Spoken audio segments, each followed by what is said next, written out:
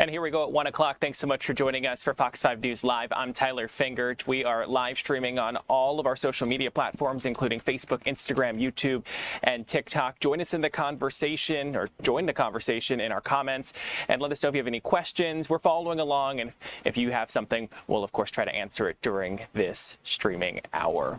We have a lot of news to get to. I want to start with something that we're expecting to start in just a short little bit, and that is a news conference to talk about public safety. This is going to be happening at the Atlanta Police Department headquarters in downtown Atlanta. I believe we have some live pictures if we can take it. They are getting ready. We're going to be looking at the podium there. So what we know is that the FIFA World Cup is about to kick off in the city. We know we're just a few days away, just about 5 days away from the first match here in the city of Atlanta. And that's going to bring thousands of fans from across the country and the globe to our city.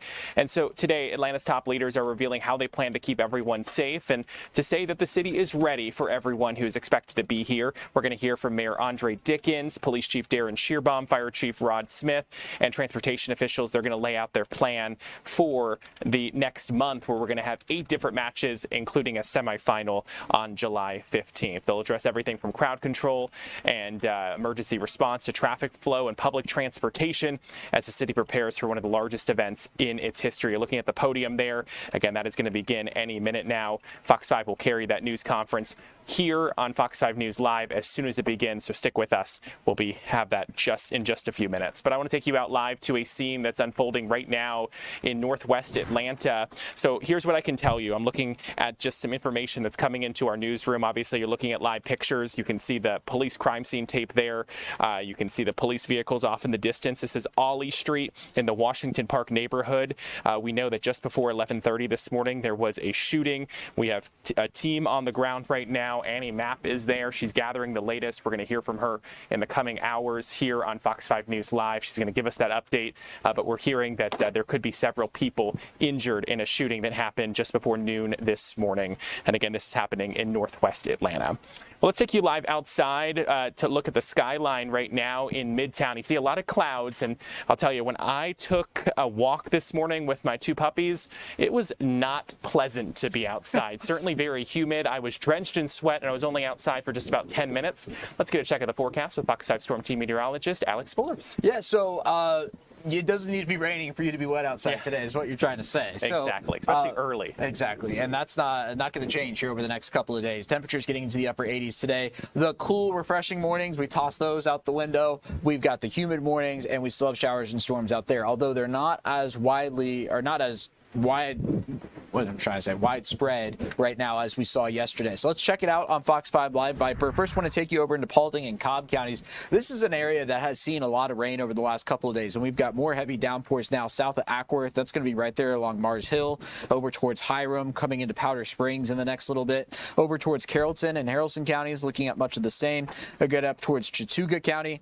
Somerville saw flash flooding a couple days ago. It is raining there yet again. Over in northeast Georgia, looking at some widely scattered heavier showers. Notice your lightning counter up there at the top of your screen. There has now been 4 strikes in this radar frame in the last 10 minutes. So these showers becoming thunderstorms. And then down here into Barrow County, we've been watching a pretty good shower outside of Winder. That's right along Highway 29 if you're headed from Lawrenceville, really over towards Athens 317, and on the west side of Barrow County. So that's kind of where things stand on the radar right now. In fact, you look at the airport, it looks like you got one small thing trying to develop on the east side of the airport right over Forest Park. But Tyler, this goes to show you, I mean, look how small this is, right? Like just that pocket of heavy rain is a mile wide. So that's what I mean when I say isolated. That's, you know, the distance between those 2 exits there on 75, that is greater than the size of the shower. So that's the lay of the land right now into the afternoon. Let's get a look at your forecast. Looking for widely scattered showers and storms. Definitely more sun today than we saw yesterday. And that's going to lead temperatures into the upper 80s. Going to feel like the low 90s at times. Overall, the rain chance at about 30% today and tomorrow. 20% for Friday and Saturday. And then we get towards Sunday, Monday, and Tuesday, where we're back up to 60 to 70%. And of course, that coincides with the first game of the FIFA World Cup here in Atlanta. Over the next couple of days, temperatures getting into the low 90s. Thursday, Friday, Saturday. Saturday, Sunday. That's when our feels like temperatures, our heat index values are going to get into the mid to upper 90s, maybe even some low 100s. And Tyler, I get comments sometimes of like people saying, why are you talking about the heat index? That doesn't matter. Just talk about the temperature. You're hyping it up. Well, the reason why we talk about the heat index is because that's actually the best unit of measurement to determine the impact on your body. Okay. So if you're a landscaper or you're working outside, the reality is the high temperature does not matter to you. It's the heat index that matters, and that's what can be the driving factor in heat stroke and things like that. So that's why we talk about the heat index. I'm not just trying to throw higher numbers at you for fun. It does have its purpose, and we're going to be talking about it more in the days and weeks to come. Yeah, I mean, obviously you could certainly feel it when you're outside. Right. It's obviously it was like what's in the 70s when I was out walking the dog at about 9 a.m. this morning. By the time I was done after 10 minutes, it literally drenched in sweat. Obviously did not feel like 70 out there. With no breeze and the humidity, it probably was, what, in the mid-80s or something at that point? Mid to upper 80s. Yeah. So 79 this morning felt a lot different than 79 on an October afternoon, and that's the perfect example there. Well, or if you're in Phoenix, the dry heat, that 79 would actually feel very nice. It does, yeah. Alex, thank you so much for the update there. Tell you what, I want to take you back to the press conference that we're expecting at the City of Atlanta Police Department. They're looking at the live shot there. If we could take it full, I want to be able to talk about some things real quick so we can get Alex on his way out of here so he can prepare and continue on with the forecast there. But let me tell you, so yeah, you see him zooming out. We're expecting this news conference to start any minute. It was set to start at the top of the hour here at 1 o'clock, and actually it looks like Mayor Andre Dickens is walking up to the podium. So while he's getting set there, we're going to tell you they're going to be talking about the World Cup security. We're going to hear from the mayor, Andre Dickens right there we just zoomed in on, and also Darren Shearbaum, the chief of police. Let's take a listen to what he has to say as we're now just days away from the first FIFA World Cup match in Atlanta. Have this outstanding control and command center. Many of you have been here before when we were either dealing with a large sporting event or an emergency situation related to extreme weather conditions that are either present or on their way. This is where we are. We are active right now. As of today, going throughout the entire FIFA tournament, you will know that men and women of various departments, of various agencies are here around the clock, making sure they keep their eyes on the event, eyes on the streets, eyes on all of the activities around the city. And it's connected to 11 total control and command centers across Metro Atlanta and the state of Georgia. So world-class city has world-class access to things that keep us safe and aware. And so before we get into, and Chief Shearbaum may add more to how we'll utilize this, how it grows during match time, and how it gets back to this level after the match is over. But before we get into what we're doing to keep Atlantans and visitors safe for FIFA World Cup 2026, I want to acknowledge some of the hardest working people in the government, and I've had the privilege of partnering with, and they are standing with me today. We're joined by our COO, LaShondra Burks, our Chief of Police, Darren Shearbaum, our Chief of the Fire Department, Rod Smith, and our Executive Director of the E911 Office, Ms. Arnold, and our Commissioner of the ATL DOT Department. And many others are all throughout behind us. We didn't want to crowd the space and make y'all's cameras unable to view all of us, but people are all over here helping. The nuts and bolts of government continues to be taken care of as we go through this process. LaShondra Burks, our COO, continuously makes sure that this city is built for the future and prepared.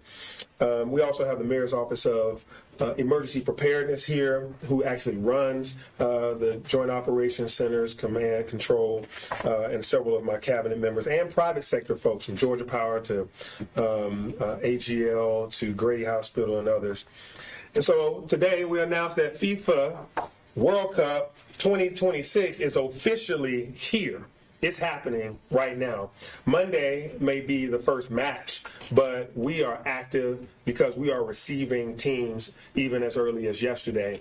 Countries are coming here, dignitaries are coming here, players are coming here, folks are booking up and moving into the hotel rooms.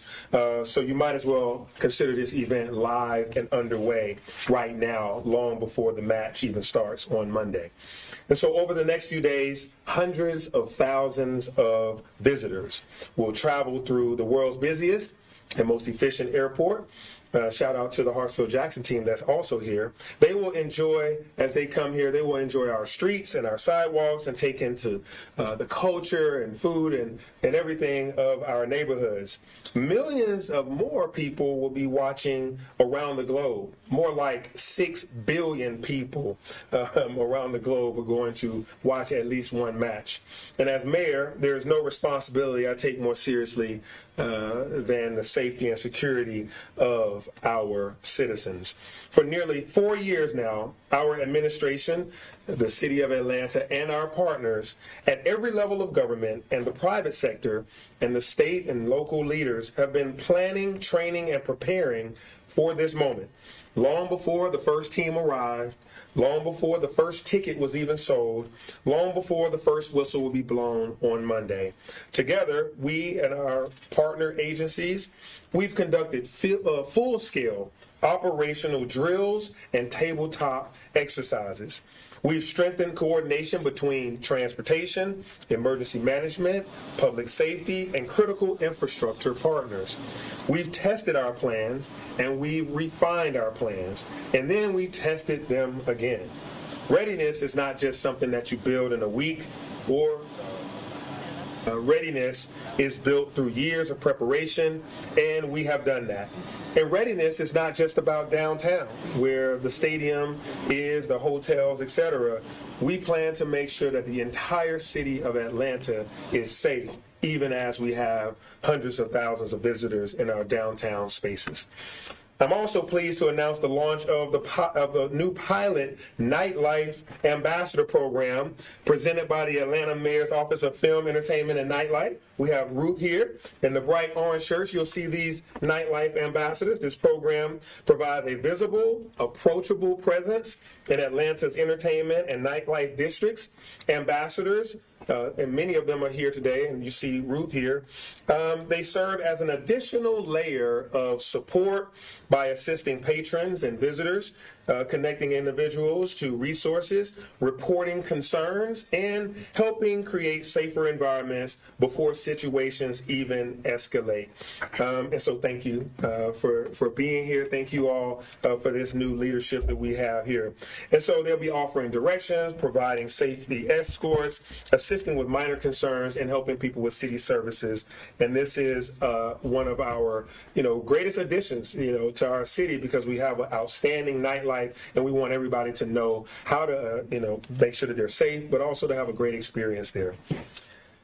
And so I want to go ahead and address something that several of you already have had questions on and that the public has been made aware of, but we definitely want to make sure we continue to address. There have been recent tragic incidents related to MARTA that have definitely dealt them a black eye. I've spoken with the family of Margaret Sam Swan, who, in a devastating turn of events on a MARTA train, she lost her life at the hands of a deranged, mentally challenged individual. Both I and members of my senior leadership team, as well as Chief Shearbaum, have been in direct and frequent conversations with MARTA about how to ensure they are equipped with the tools that they need to shore up public safety issues, including conversations around augmenting some of their staff. We've been in direct conversation with them. It's my understanding that a number of transit public safety officials from other cities are helping to come in and augment MARTA security operations for much of the FIFA events that we will have. But I also want to point out that it is the Metro Atlanta Rapid Transit Authority. So the entire region's MARTA serves as, they should have skin in the game, not only just in Atlanta. And so we have an obligation to keep people safe in the jurisdictional boundaries of the city of Atlanta, but we are also going to be as helpful as we can while handling our own public safety operations. I've spoken with their interim CEO, Jonathan Hunt, about the potential of the federal investigation that has been announced And they've been around for a while as a federally guided and controlled organization. And so MARTA is no stranger to an audit or an investigation from federal authorities, and I'm sure they're going to be as helpful and upfront with them as possible. We are aware and monitoring and acting in the best interest of the city and our guests. And so before I turn it over to Chief Shearbaum, here's the bottom line. Residents and visitors, they want confidence. Visitors, they definitely want confidence as they come to this city. They want to know that Atlanta is ready. So speaking directly to Atlanta residents, business community members, our incoming visitors, our visiting members of the media, our delegations, as well as our teams and players, anyone that is under the sound of my voice, my message is simple. We are ready. We are FIFA ready, and we are not only ready downtown, we are ready throughout the entire city of Atlanta. We are ready because we are prepared. We are ready because we invested. We are ready because we planned. We are ready because thousands of professionals across Atlanta and the region locked arms and spent years working to prepare for this moment. Atlanta has successfully hosted the world's largest sporting events, championship games, international gatherings, conventions, major celebrations, and even a Copa match and last-minute presidential debate, all at the exact same time just several months ago on the same night, and there were no, and I say that again, no incidents. FIFA World Cup 2026 is the next chapter in that story. We're proud of the work that we've done to get us to this moment. We're confident in the plans that are in place, and we are ready to welcome the world in a way that only Atlanta can do. Thank you, and now I will turn it over to Atlanta Police Chief Darren Shearbaum. Chief. Thank you, Mr. Mayor. Good afternoon, everyone. Welcome to your Joint Operations Center, your public safety headquarters. Always thank you for being the conduit between the city and our good citizens here and our visitors. Thank you, Mr. Mayor, for giving us the tools to be FIFA ready. And thank you, Madam CO, for your leadership, making sure public safety is ready to go. The Atlanta Police Department started preparing 2 years ago for this day.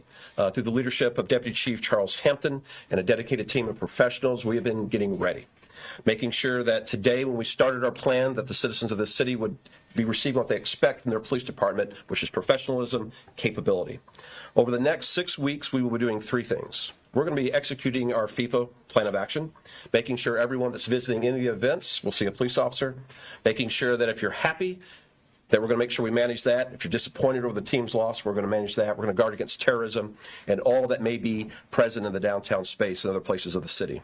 But we're going to continue to respond to every 911 call that will be going to our 911 center, and we will be proactively fighting crime and keeping the peace in Atlanta, Georgia. How are we doing that? We have mobilized the entirety of the Atlanta Police Department. All 1,800 of our sworn side of the department will be working. All 500 civilian members of our department will be working. Some will have different off days. Some will have limited off days. Some will be working 12-hour shifts, making sure that wherever the mission takes us, your police department will be there doing what you expect of us. We will be joined by multiple agencies from across the region. We swore in over 170 special officers yesterday that will be deployed in downtown space and have the ability to add to that number as needed. They're coming from communities and counties from across Georgia. We'll have a number of our federal, state, and regional agencies joining us right here in this room. If you look around, you see a level 2 activation, meaning we have started receiving guests into our city. Certain functions are playing out, and the public safety and city departments are mobilized for that. But if you visit on a game day, you cannot find an empty seat in this room. We'll be at a level 3 activation, where our federal partners, state, regional, every city entity, many of our private sector agencies will be here navigating any situation that may arise. We're going to have agencies from as far away as Nashville, Tennessee joining us as we welcome their Mounted Patrol, join the Cobb County Mounted Patrol, the Savannah, Georgia Mounted Patrol. It's just not protecting St. Patrick's Day anymore. Savannah will be right up here helping us protect. It is going to be everyone on deck, meaning if you have no interest in soccer, but you still call 911, you're going to get the response that you need. That's what our 500,000 residents of the city expects. Our international visitors will find that we have identified all the languages that are spoken by an Atlanta police officer. We are ready to reposition those officers to the airport, to certain hotels and venues in the city. All of our officers, thanks to the leadership of the Mayor's Office of International Immigrant Affairs, have iSpeak on their phone zones, meaning that whatever language we encounter, we're going to be able to provide directions, medical care, and assistance to that individual that it's reaching out to us. The 911 center will be equally staffed with enhanced staffing to make sure that if you make your call, you're going to receive emergency services. But it's just not FIFA, and it's just not 245 of our neighborhoods. During this next 6 weeks, we will host the world's largest 10K, running from the Buckhead neighborhood of our city down to Piedmont Park. And we're going to execute that flawlessly as we have years in the past. We will celebrate Juneteenth in our city, and we will welcome back our legislators for a special session of the General Assembly. All of that will be coordinated out of this room, working closely with our state and federal partners. I want to thank every member of the Atlanta Police Department. Some are in this room and can hear my voice. Some will watch this on the news, and some I will meet in person over the next 6 weeks. I appreciate you all working hard, preparing hard, and now executing hard.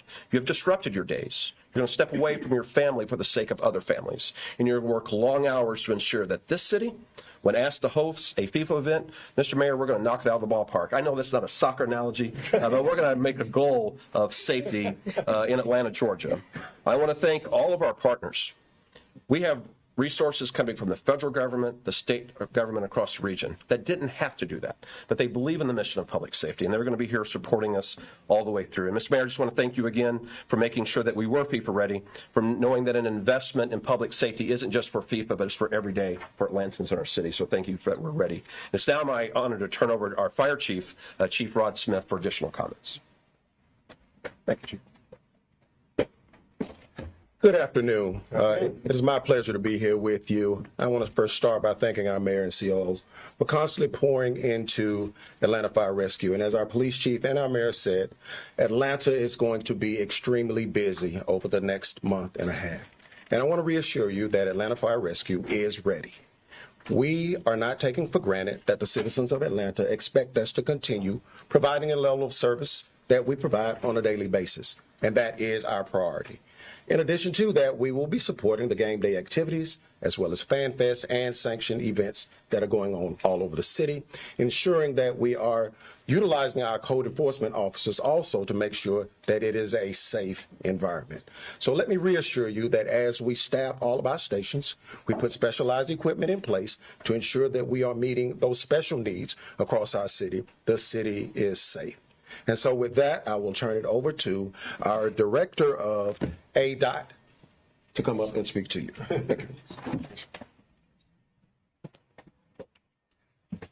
Thank you, Chief. Commissioner Solomon Cavanis of the Atlanta Department of Transportation. Thank you for joining us today. I'm going to join my colleagues in thanking the mayor, thanking City Council, thanking COO for all of your leadership. I also want to say thank you to our public safety representatives for being so kind and cooperative in working or allowing us to support this event. You guys have been amazing partners, and we're really excited about what's coming. So ATL DOT is proud to welcome the world to Atlanta. As the mayor mentioned, FIFA is here, but it's not just downtown. This is a citywide, a region-wide event, and we're prepared. We've been preparing, as you've heard, for over 2 years, and our focus is safety. We've made many improvements throughout downtown. We've paved over 92 miles citywide of our roadways. We've improved sidewalks, ADA ramps for accessibility. We've worked with all of our partners, MARTA, the Georgia Department of Transportation, and we've even built a situational awareness center called the Integrated Command Center in City Hall to make sure that that coordination is in line with public safety. So we're really excited about all that we have to share and welcoming everyone and making sure we have a safe and efficient environment over the next couple months. So on match days, cross-agency coordination through our ICC is bringing together all of our partner agencies, again, GDOT, MARTA, and other partners in coordination with our public safety partners. We're actively managing traffic, pedestrian flows, and events in real time. We're looking forward to getting that information out in real time to all of our visitors and our residents here in the city. MARTA is increasing train frequency to every 5 minutes from the start of service until at least 8 p.m. on match days. Additional wayfinding staff and volunteers will be spread throughout the city. That includes with all of our partner agencies. And we recognize that we're hosting the world with greater traffic, higher demand, and higher transit for a successful event. But we're here for safety. We want to make sure, as we welcome those who travel differently, that we have their interests at hand as well. We're going to make sure that pedestrian safety, they are vigilant. We have accommodations. We have wayfinding that we've installed throughout the city. So it's really important that us as a community, the beloved community, welcome our partners and slow down. Let's slow down and make this a wonderful, enjoyable, vibrant environment as we move through the summer. I'm going to share some information about our real-time text service. You can dial join, you can text join, JOIN, to the number 470-524-7673, or visit atlanta.gov/navigate/Atlanta. That will bring you to our Navigate Atlanta page, where you'll have all resources for how to get from point A to point B. Micromobility, MARTA services, and rideshare. A few more important things to note is we've wrapped up most of the work. We have a few things that we're touching up to include sidewalks and line striping, so bear with us. But we are welcoming, we're ready, and we're looking forward to these improvements living on beyond this summer. This is for our residents. This is for my two little girls, to make it a safe environment. This is for all of ATL DOT, our staff, Public Works, Watershed Management, to make sure that we have a safe and improved environment as the city of Atlanta. So with that, one more point I'd like to share. We want to encourage freight deliveries within downtown to come in only between the hours of 11 p.m. and 6 a.m. We want to make sure, especially in the downtown urban core, that we have our streets available to folks who are visiting and folks who are trying to get to and from the city. So again, between 11 o'clock and 6 a.m., we want to encourage freight deliveries in the downtown core. And just know that we have your back. Mayor, we have your back. Chief Shearbaum, Chief Smith, COO, we're here. We're FIFA ready. We've been at this for a long time, and we look forward to this summer. And I'll bring up Mayor Dickens. Okay. All right. So you've heard it from the two chiefs and the commissioner about our preparedness, and there's other team members behind you that are also equally prepared in various other departments and teams. A lot of our partner agencies are here, including our stadium officials and arena officials. So in this room right now is a lot of people that are committed to making sure that these are enjoyable, safe matches. One thing, point of correction, we will move to level 1 on game day. It goes up, right? She's got a big sign that says level 1 match day. On match days it goes to 1 as the peak. So as you guys are counting, 1 would be on match days. We're not at 1 right now because we're not at a match day. So one other message, because we're safe, because we're going to make sure that you can get in and out of the downtown space, to those downtown businesses and employees, come to work, come downtown. Take a long lunch. There'll be a match going on at noon. Why don't you go to lunch at 11 and see the festivities and walk around, shop at some of the shops, get some lunch. There'll be a lot of international cuisine, food trucks, a lot of fan festivals, and, you'll be in this atmosphere. Don't take this as a moment to go on vacation for 6 weeks or to work from home for 6 weeks. We want you coming downtown, being active, enjoying this environment. Wear your Atlanta United jersey or wear your Team USA jersey. or wear whatever you can get away with at work. But I ask employers to allow people to be festive, to enjoy this special moment in the city of Atlanta. The more people downtown, the more festive, the more safe, the more eyeballs are on the city. And so we encourage downtown employers to encourage their employees to come to work and, just relax some of the policies so that they can enjoy this special moment in history. And with that, I will take any questions. Mike? Yep. We're going to go from my left all the way around. So, WSB Radio. I'm the lucky first one. This is a question for Chief Shearbaum. You mentioned that you deputized essentially some officers from other departments. What's that process like, and why was that necessary to enhance what you all are doing? We wanted to make sure as we executed our FIFA plan that we still were delivering police services all across Atlanta. So looking at the number of officers that we wanted to place in the downtown space, other areas in the city, we asked the Georgia law enforcement communities to please provide resources. This is done frequently. We send resources to the DNC and the RNC throughout the country. Resources come here during the Super Bowl. And so this is something that's commonly done. And we made that request. Sheriff's departments and police chiefs responded, provided the resources that we need. They received training yesterday on city ordinances. They received training yesterday on how we provide safety to the city. And we're given roles and responsibilities in the downtown space. So it's a force multiplier. And it allows us not to take away from the other communities of the city during the next 6 weeks. Fox 5. This question is for Chief Shearbaum. Told you, Chief. Hey, Deidre, how you doing, man? This is regarding terroristic threats. If you could talk about how you and the various agencies are working, both seen and unseen, to guard those who are visiting and in town during this period. We're communicating very closely with the FBI. The Georgia Bureau of Investigation. This is a long-standing relationship of information being received and exchanged that allows us to deploy resources and make sure we're protecting the citizens of our city against terrorism. So that has been enhanced, as you can imagine. For the next 6 weeks, the FBI is in constant communication with us. They will be present in this center on many of the days. And so when we receive information, we'll respond to it. But it's just not the Atlanta Police Department and the FBI. We need every Atlantan. We need every viewer and reader and listener to keep their eyes open. If they see something, say something.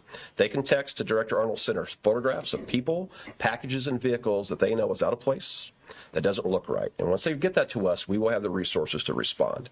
So counterterrorism is something that should be on everyone's mind for the next 6 weeks, and even beyond 6 weeks. And we ask that not just the Atlanta Police Department, but everyone, keep an eye out. If you see something, say something. We're going to come and do something. 11. Yes, regarding the nightlife ambassadors, if you could just talk a little bit more on where they'll be, what streets and districts, their hours, and All right, you get into specifics. I don't know if you have that. Ms. Falana Williams, our director of the Mayor's Office of Entertainment, Film, Entertainment, and Nightlife. Do you want to share some of the streets and things? Come on.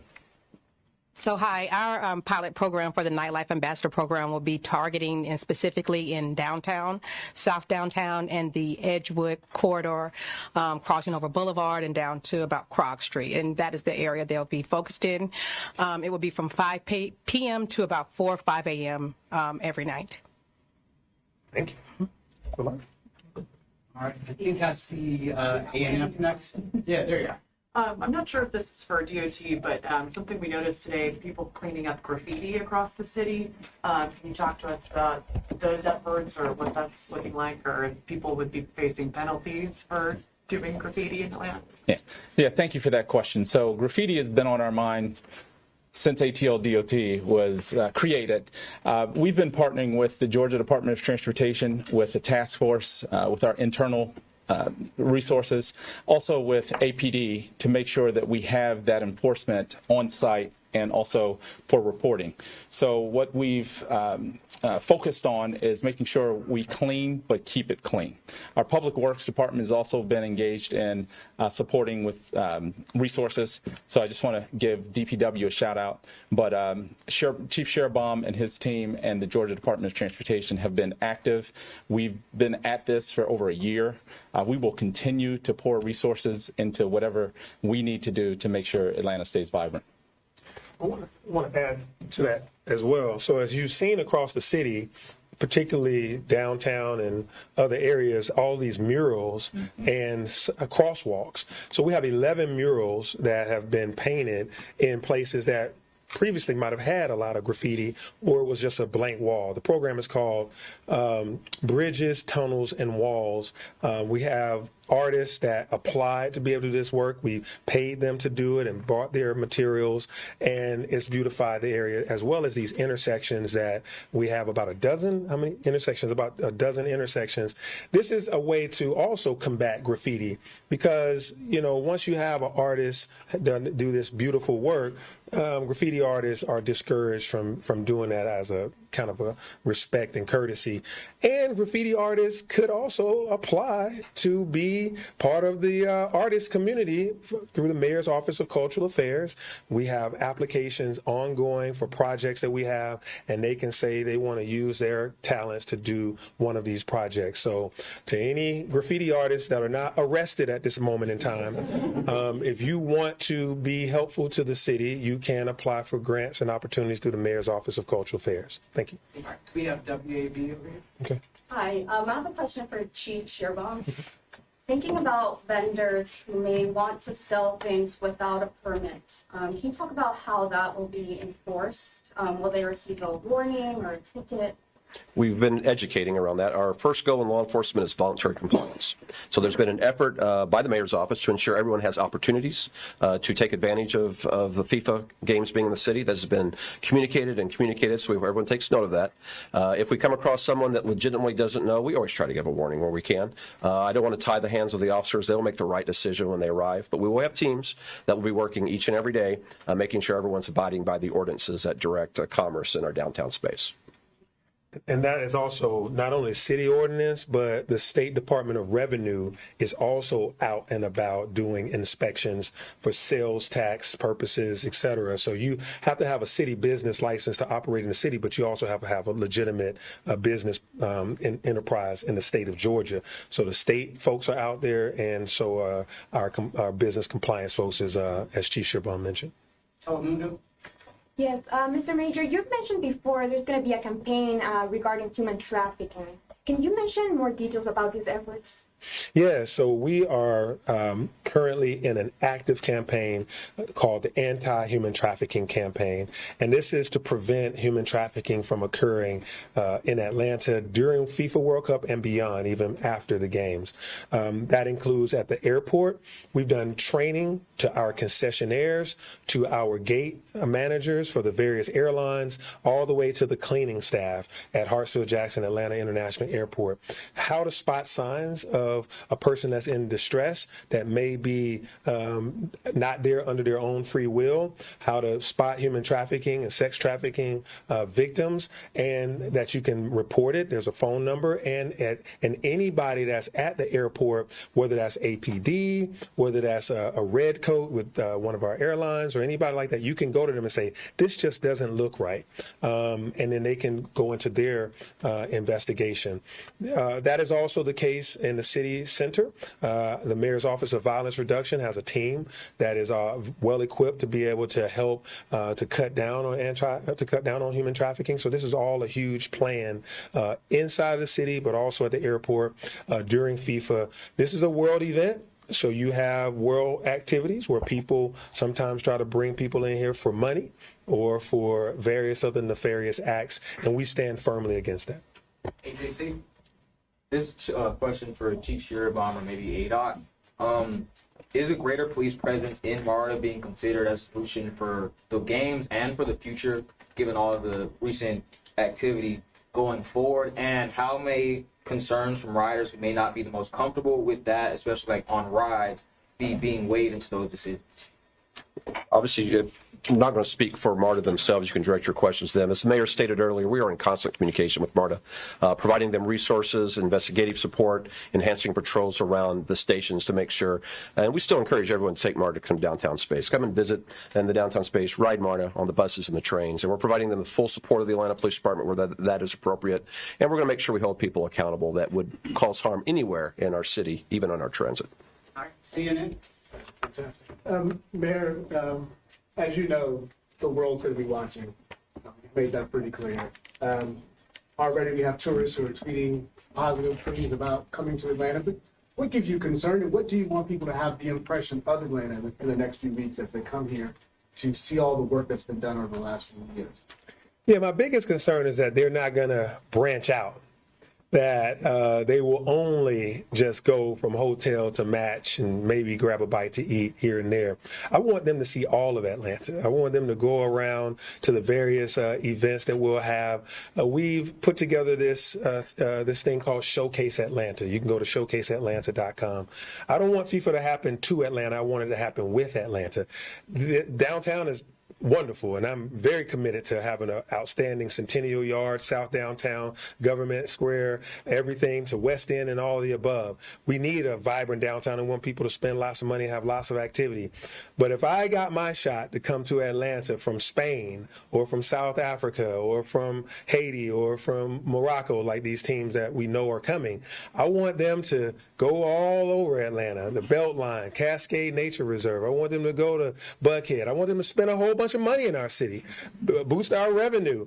I want them to take lots of pictures, because what this will do is this will be able to be used for their businesses to think about putting a regional headquarters in Atlanta, for them to do a sales conference or a convention in Atlanta, for them to do a family vacation or what have you in Atlanta, not when it's FIFA, but at any time.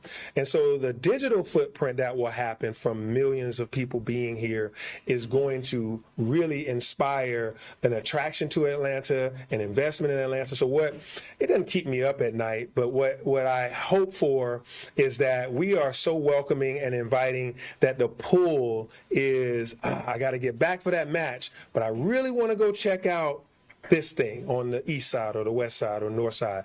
And our plans are to hope that they can get there quickly, safely, and get back to the matches and the fan festival and all the other things downtown. And lastly, is financially, did the federal government give all the money that was needed for overtime and for officers and for all the improvements that have been made throughout the summer? We are happy to say that we're being taken care of. We have the money that we need. We requested a certain amount for our overtime, and we are going to stick to that. And they gave us the amount that we requested, and so that's going to help even with those extra law enforcement agents that are coming from our local jurisdictions surrounding us. They are also going to be compensated for their overtime. All right, WSB. Yeah. Mayor, you talked about being confident. This is also the chief as well. But we've seen violence not just on MARTA. Obviously, we saw the stabbing on the Beltline. We've seen shootings on and then Edgewood. Mm-hmm. So what's being done in those areas to make sure, especially those areas where we may see people go out, to make sure everyone has a safe and fun time? Yeah, I mean, the goal of my term is to get to 0 homicides. But clearly, this is a big, major city that invites people in every single day. Atlanta is this big. The region is much larger. So individuals come into the city every single day for work, for entertainment, for school. And so we're constantly growing in size every day and every night. And so we're down in crime in a big way. From the last 4 years, we're down about 50%. And even this year, year over year, we're down in homicides, down in shootings. But of course, as FIFA gets closer, every incident that happens that's a negative towards our FIFA readiness assumptions that people have. When there were days that we had, in the past where there might have been 2 homicides in a day or multiple shootings, now we have 1. That 1 gets all the news coverage, and it makes everyone very much aware that there was an incident. 1 is still 1 too many, whether it's on Edgewood, whether it was the unfortunate incident in Piedmont Park, whether it's the unfortunate incident by that mentally challenged individual that unfortunately killed a woman on the Beltline. We have camera networks watching all over the city.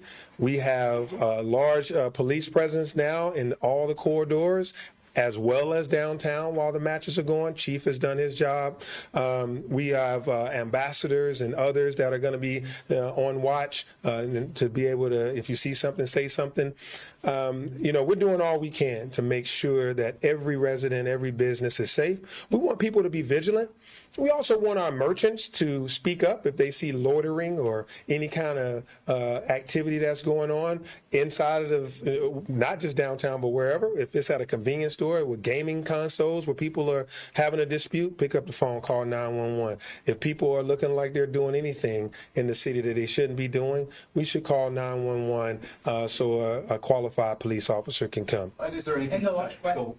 I was just following up. I mean, is there anything special going on in those entertainment areas during those nights? Well, yeah. So for one thing, we have the nightlife division that has been very good at keeping nightlife crime down as much as possible. We've seen a reduction in those events over the last few years. We haven't seen shootings inside of the clubs. We haven't seen incidents right outside of the clubs. The one that happened in Edgewood in April was not even connected to the entertainment. It just happened up the street from there, and then it was an individual that was selling drugs. It had nothing to do with the nightlife. So we think we have that covered, and also with the nightlife ambassador, more eyes on the streets, more help for the nightlife operators and the patrons.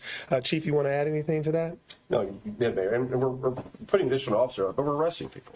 Yeah. So last night, two groups, somebody felt disrespected, and instead of walking away or talking it out, they produced guns. 2 people are in jail for that. So if you're going to come to Atlanta, Georgia, and use firearms illegally, you're going to be arrested. And if you commit a crime against a citizen or visitor of the city, you're going to be arrested. So we're going to do our part, activating the system, and the system to do their part. And we do have additional officers in our entertainment districts. Our planning takes into consideration where people are going to celebrate and also maybe drown their losses, their sorrow, their losses. So we're going to take that into consideration where we're at. All right, the last one goes to CBS Atlanta. Perfect. My question is for the director of nightlife. I believe she may be. Yes, question about you for the nightlife ambassadors. Should have had you just there. Once we talked about it. Well, All right, so 3 questions here. How many nightlife ambassadors will be on the streets, and for how many days will it be out? So we're starting with 12. We will assess it every week. If we're training more than 12, but we're starting with 12, and we will assess it every week. And if we need more, we'll put more out there. The next question was how many days will they be out there? Every day during FIFA, June 15th through the end of July. Perfect. Every night. Okay, and they're volunteers, right? They're not getting paid. They are getting paid. Yes. Thank you. All right, that's it. Okay, thank you, everybody. There's like 3 minutes of opportunity for. And you just heard from city officials here in the city of Atlanta as they just were talking about the 2026 FIFA World Cup. We're just 5 days away now until the first match in Atlanta on Monday at noon. Obviously, lots of folks excited for that here in our city. It's expected to bring a lot of visitors. And we heard from Atlanta's top leaders as they talked about their plan to keep people safe. Officials laid out their security and transportation plans ahead of Atlanta's first match on Monday. I want to see if we can bring in former FBI Special Agent, National Security Expert Richard Kolko. Rich, thanks so much for joining us this afternoon. I do appreciate you being here, your expertise. You just listened to all of that. What are your big takeaways? My big takeaway is Atlanta is a city that's used to having these large events. FIFA is certainly one of the biggest, but they've had Super Bowls and World Series and inauguration or election events, all kinds of sporting events. So it's a great city that's prepared and planned for this. And we heard the people going through the list of things that they've completed here. They've got challenges, no doubt, but they have done everything and put everything they can in place to make sure this goes as safely as possible and as enjoyable as possible for looking like about 500,000 visitors coming into it. So, yeah, I mean, 500,000, lots of people over 8 different matches over a month-long period, and we're hosting one of the semifinals here in Atlanta. I know that you have vast experience in national security preparations for different events. What is it, 4 Olympics, a World Series, Super Bowls, All-Star Games, inaugurations, Masters, elections, Boston Marathon, the Times Square, New Year's Eve. I think I went through all of them there. I mean, obviously, there's a big security challenge for the World Cup. This is something that we have not experienced before, correct? Well, what's interesting is we're talking about it now a couple days before the first game. What people may not realize is how long this has been going on. Before the United States can even bid to host the World Cup event, they had to show that they had a security plan in place and that they were able to carry it out. And so this has been going on for years. The planning, the preparation, the exercises. One of the interesting challenges of Atlanta and the Atlanta region is there's so many different police departments. And we heard the chief talk about that, about deputizing others and stuff. There's just the way it's set up, so many towns, counties that all have their own police departments. So getting them to all work together, be able to communicate together, train together, go through the exercise together, that's certainly part of the challenge. But that's something they knew that they had that challenge. So that's done. The one that is, there's two things that are tough these days. One of them is these cyber events. The chief and the fire chief and the mayor all talk about the securing the city of Atlanta around the stadium. But these cyber events, they can happen from anywhere around the world. So a cyber attack can occur from half a planet away. So those kind of things have to happen. Searching for the threats. The threats are internet-based these days. That doesn't mean they're coming from local neighborhoods. So those kind of things. And then, of course, that drone problem, we've seen that persistent now for the last several years. Drones are, relatively new, the last 15, 20 years where they've become a problem. And what was interesting was talking to somebody involved with the security is originally when we heard the word drone and sporting event, drones are bad was the initial thought process. But in reality, the last couple of years, there are some drones that are good now because the media is using them, marketers are using them, the host of the event is using them. So not only do the counter drone teams have to be prepared to take down a drone that may infiltrate the area, but they have to be able to identify which drones are the good guy drones and which guys are the bad guy drones. Makes their job a little tougher. With being just days away from the first match here in Atlanta, and obviously tomorrow is the first match for the FIFA World Cup. Are there things that they're specifically looking at right now, possibly for threats that could be coming in last minute, or things that are just going to be coming in throughout the whole World Cup? Well, I obviously don't have access to the information, but having gone through lots of events like this, there are plenty of threats that they have to mitigate.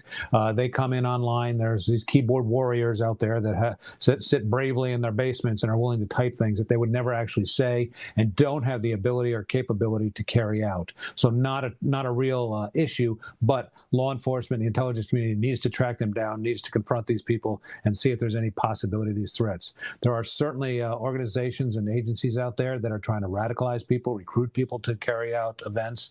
The world is a political hotspot right now. We've got a lot of different nations coming to the United States. And just because you're coming for a sporting event, that doesn't mean you've left your political thoughts behind. So there's certainly some issues that will have to be attended to.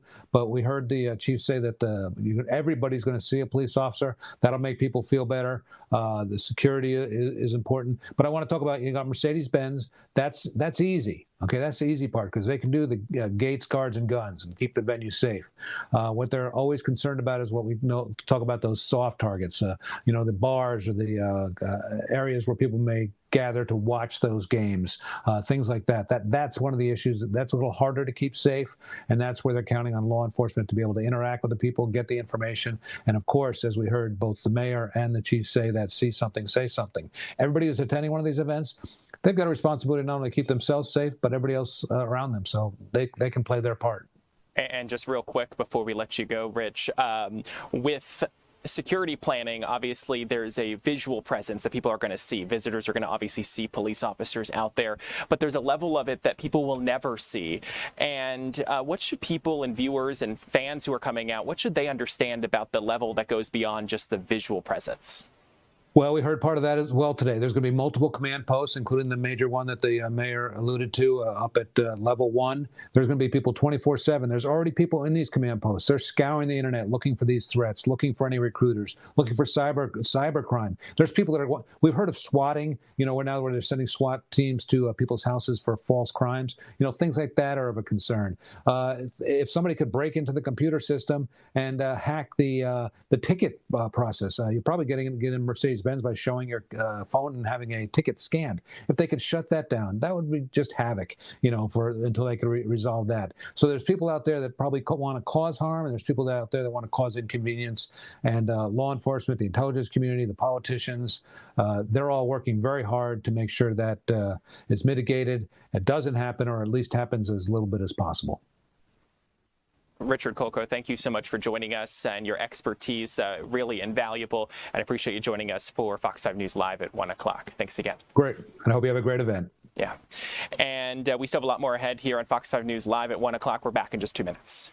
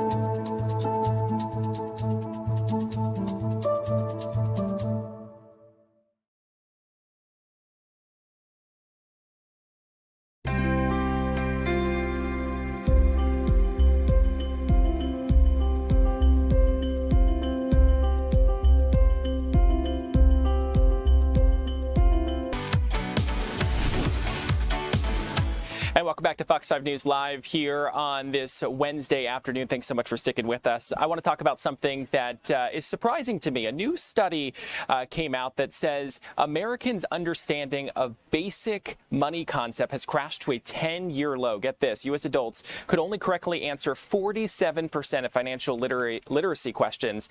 But I want to bring in Justin Farmer. He's the CEO and partner of Exit Wealth Advisors in Atlanta. Justin, thanks so much for being here. Hi, Tyler.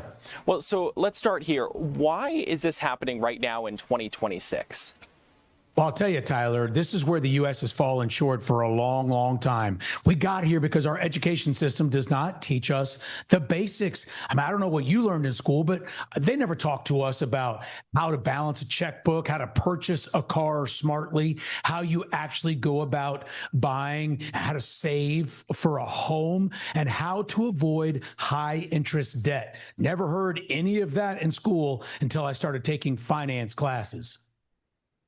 One of the big things here is people who with low financial literacy are 4 times more likely to have trouble making ends meet. And so what is the actual practical cost to average viewer's wallet when they lack those basic understanding? That basic Tyler, it's devastating. It's not like just getting a D or an F on a quiz. In life, it can make you pay big time. If you don't understand how compounding interest can work against you when you're rolling over that credit card debt, if you don't understand the terms of certain loans, it's just going to jump up and grab you and put you into a mountain of debt. It's the literal difference between just living paycheck to paycheck or building wealth. Debt is crippling. And so obviously we see a lot of people getting their information from maybe social media, TikTok, things like that. What is so dangerous about something like that? Tyler, I'm so glad you asked this. I mean, everybody's showing up on Instagram or TikTok, and they're the new financial genius, the FinTalk talkers and whatnot. Here's the thing, man. Would you trust someone who gave you medical advice on Instagram to do surgery on a kidney? I wouldn't think so. And I'd look at financial advice the same way. So your first move is try to find a fiduciary. That's someone like me. We have to abide by an oath and a code to put the client's interest first. Secondly, call a friend, go online, use AI, try to use your resources, find someone who's got great reviews locally, or phone a friend who you believe may be a little more financially savvy than you are and say, hey, what do you recommend? Who do you use? What websites would you recommend where I try to get some education on this topic?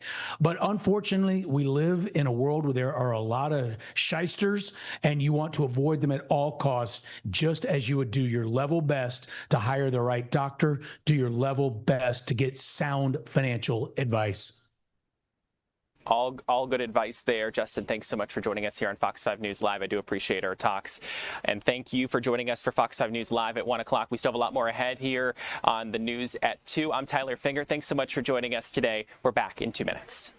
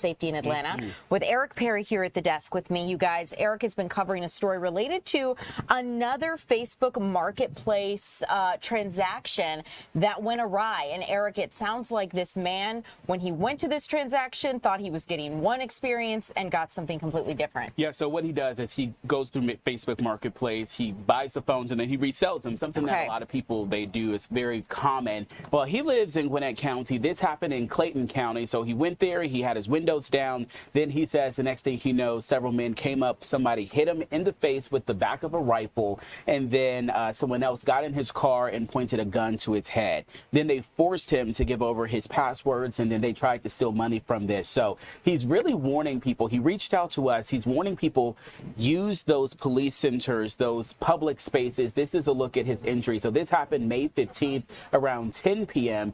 So we talked with him. He didn't want to show his face or share his name, especially since they're still out there. He believes these are teenagers responsible for all of this. He says he's done several Facebook Marketplace. He's bought a lot of items from there. What you're seeing now is just the neighborhood of where this happened. So he says they probably picked a random place there, someone they're familiar with, and then they went behind and did this. Take a listen to a little bit of our conversation again. We're not going to show his face or his name, but he wants to get his story out there. Someone whacked me like instantly, ran to my car and smacked me in the head with a rifle through my window because my window was down. And someone else got into my passenger seat and pointed a Glock to my face. So eventually they dragged me out to the car and forced me to use to give out my password and my Cash App PIN so they could send money to themselves. I think they got away with ordering bullets off of my bank account. I think they got away, they ordered a gun, laser, like a laser you put on the Glock. They try to order more masks, more clothes. They try to order a car off of my Amazon account. Where were they sending it to? Yeah. So they sent it to a lot of houses, separate. There was one house in Riverdale, another house in Riverdale, another house in Florida, and these are all like the orders. Will show the address.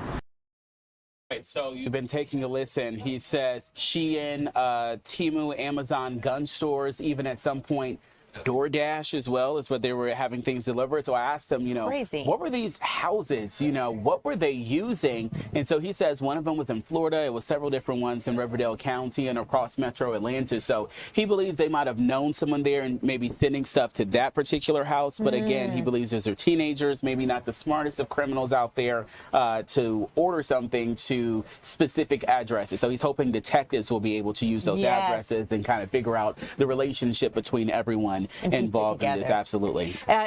It's very interesting considering here in the past, I know this happens pretty frequently, right? But we have covered it here in the past couple of weeks, just more situations, people going to sell something off of Facebook Marketplace and then finding themselves caught in a really unsafe situation. So I feel like this is just also another good warning of if you are going to exchange something, maybe go to a police department, somewhere where it's well lit, lots of people around you, hopefully so you can have additional witnesses. Yeah, it's one of those things he just never thought it would happen to him. He does it so often, but you just always have to be careful. 10 o'clock at night, you just have to be extra careful there. Amen. Eric, thank you so much for your reporting. Guys, let's continue on with some other headlines we're following here in our newsroom. I'd like to talk a little bit about a situation unfolding in Johns Creek. At this point, the Johns Creek community is mourning the deaths of a couple, Martha and Richard Holliday, and new details are now emerging about the woman friends and colleagues say touched countless lives. You're looking at the victim in this situation. Johns Creek police have previously identified Martha Holliday as the victim in what investigators believe was a murder-suicide that unfolded Sunday night at the couple's home on North Hillbrook Trace. According to police, one of the couple's sons called 911 after reporting an argument between his parents had escalated and gunshots had been fired. Officers found Martha Holliday and Richard Holliday dead inside of their home. Investigators believe Richard shot his wife before taking his own life. And in the days since this tragedy, tributes have poured in for Martha Holliday. She's 43 years old, including from the Greater North Fulton Chamber, where she was a member of the organization's team.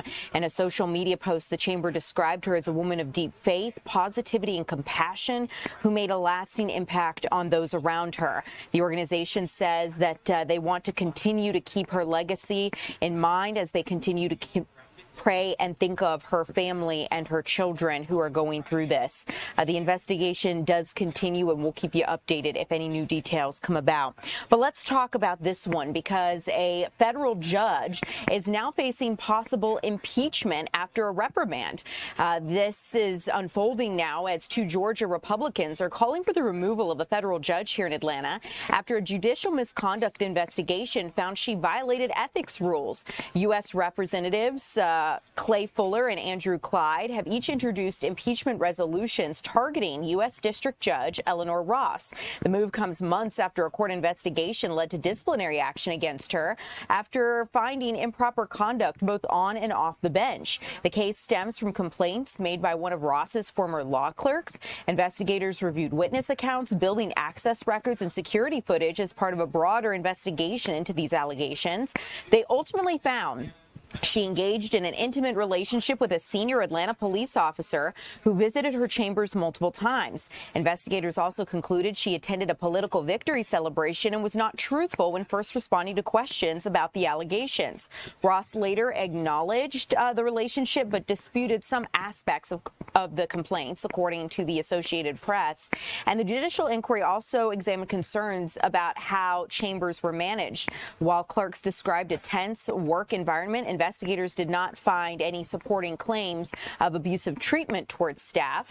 Now, Ross was nominated to the federal bench by former President Barack Obama in 2014 and confirmed by the U.S. Senate later that year. Before becoming a federal judge, she served as a DeKalb County State Court judge and worked as a prosecutor here in Georgia. Federal judges do hold lifetime appointments and can only be removed through the impeachment process, which requires action by Congress. So that is why those two Republican representatives are taking that action now. Let's talk about some more federal situations unfolding. This is federal charges headed for a passenger on board a Delta flight. A 32-year-old Indiana man has been reportedly indicted on a federal charge stemming from an incident aboard a Delta Airlines flight last year. Ultimately, this Indianapolis man is facing charges after pilots and authorities say that he assaulted a flight attendant, forcing that flight to divert to Atlanta in May. According to court documents cited by The Independent, 32-year-old Cody Mallock was traveling on a Delta flight bound for Los Angeles when this happened. Investigators say that Mallock struck a flight attendant on the backside after she passed by him while serving beverages. The flight attendant later told authorities she believed that Mallock was asleep and had skipped over him during service. After learning about the alleged assault, the flight crew notified the pilots, who decided to divert the aircraft here to Atlanta. Mallock was then taken into custody and that plane landed in Atlanta. Federal prosecutors have since secured an indictment charging him with interfering with flight crew members, which is a federal offense. Let's continue along here as we are tracking the latest with a situation unfolding in Edgewood. Overnight, early this morning, two men were shot in an early morning confrontation, and two men were arrested. This all unfolding in the busy nightlife and entertainment district in Edgewood Avenue, and our Annie Mapp joins us live to break down how this unfolded. Annie, I understand there was some sort of dispute that happened before all of this. Hi, Ariel. Good afternoon. This all happened early this morning at a time when the bars in that entertainment district were preparing to close. Now, according to Atlanta police, this was all due to an argument between two groups that were in the area. Investigators say a man who was with his girlfriend and was having an altercation with another group displayed his weapon. Once he displayed his weapon, someone from the other group took his weapon out and shot him 2 times. Then once that person laid out after being shot, his girlfriend picked up his gun and started chasing the other group and firing shots. She ended up shooting a man, striking him in the leg. So that guy ended up getting treatment, going to the hospital along with her boyfriend, but also, you know, 2 people were arrested. Atlanta police has not released the name of those that were involved or any details on the charges, but we did speak to people who work and have businesses in the Edgewood area, and they say safety is a big concern. Take a listen. Then we're bringing in the entire community, the entire district, because we're going to have a real safety plan for this community, because Edgewood is safe and Sweet Auburn is safe, and this is a major destination. Yeah, business owners say they are concerned, especially as they are preparing to welcome people for the World Cup. So they are hoping to have very important conversations surrounding safety. Ariel? Really chaotic, and especially just hearing some of what you were describing with the fact that this dispute happens, someone pulls out a gun allegedly, and then someone else takes off firing a weapon, chasing people. Pretty crazy.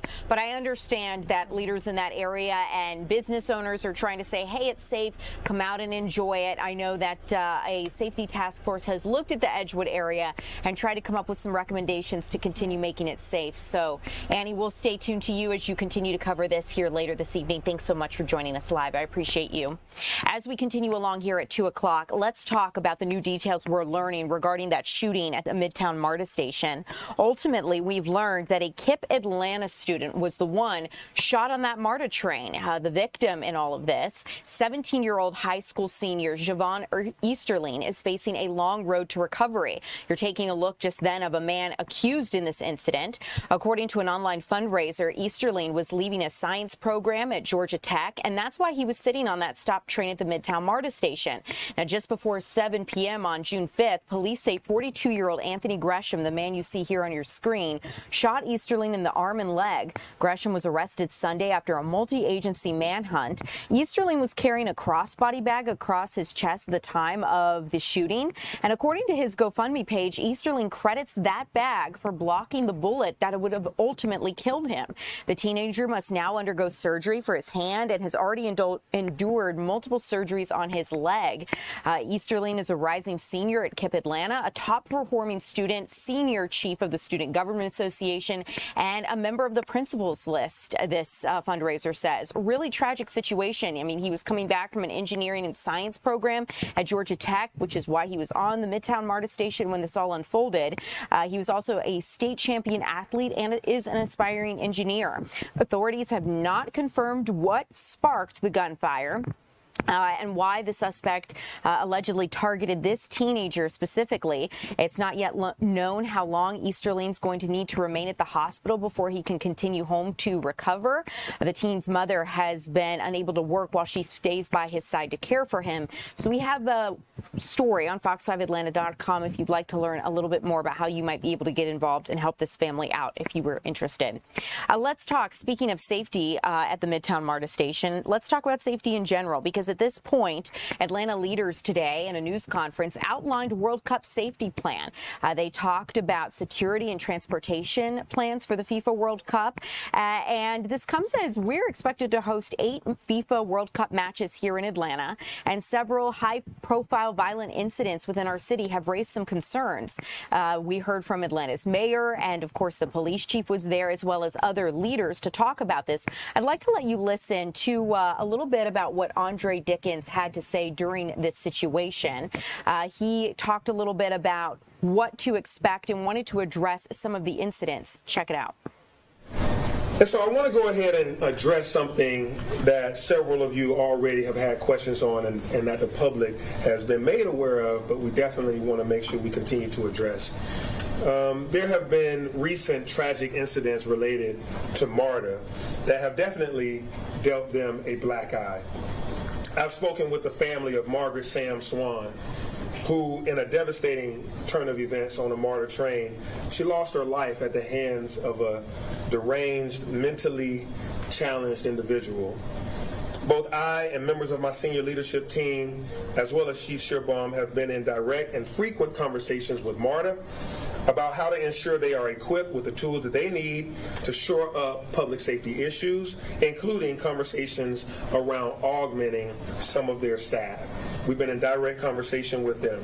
It's my understanding that a number of transit public safety officials from other cities are helping to come in and augment MARTA security operations for much of the FIFA events that we will have. But I also want to point out that it is the Metro Atlanta Rapid Transit Authority. So the entire region's MARTA serves as, they should have skin in the game, not only just in Atlanta. And so we have an obligation to keep people safe in the jurisdictional boundaries of the city of Atlanta, but we are also going to be as helpful as we can while handling our own public safety operations.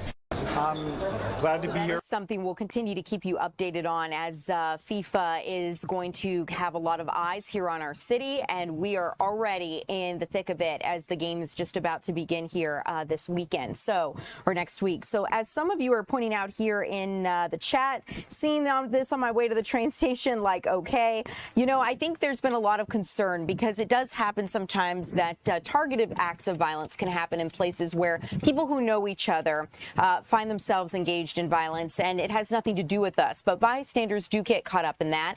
And I think the concern that a lot of you guys are expressing and that city leaders are aware of is the fact that some of these attacks do appear to be random. People who do not know each other are getting caught up, and that's something that they're working to address.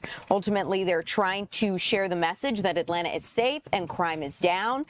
Just one thing to keep in mind is that Atlanta police recently reported overall crime is down 14% compared with the same period last year, and shootings have decreased 3%. Aggravated assaults have risen, however, 22%. And I think that as we take a look at some of these numbers, statistics, when you're concerned for your own safety, can sometimes feel of little comfort. So we're continuing to monitor the updates from city leaders as we move forward here.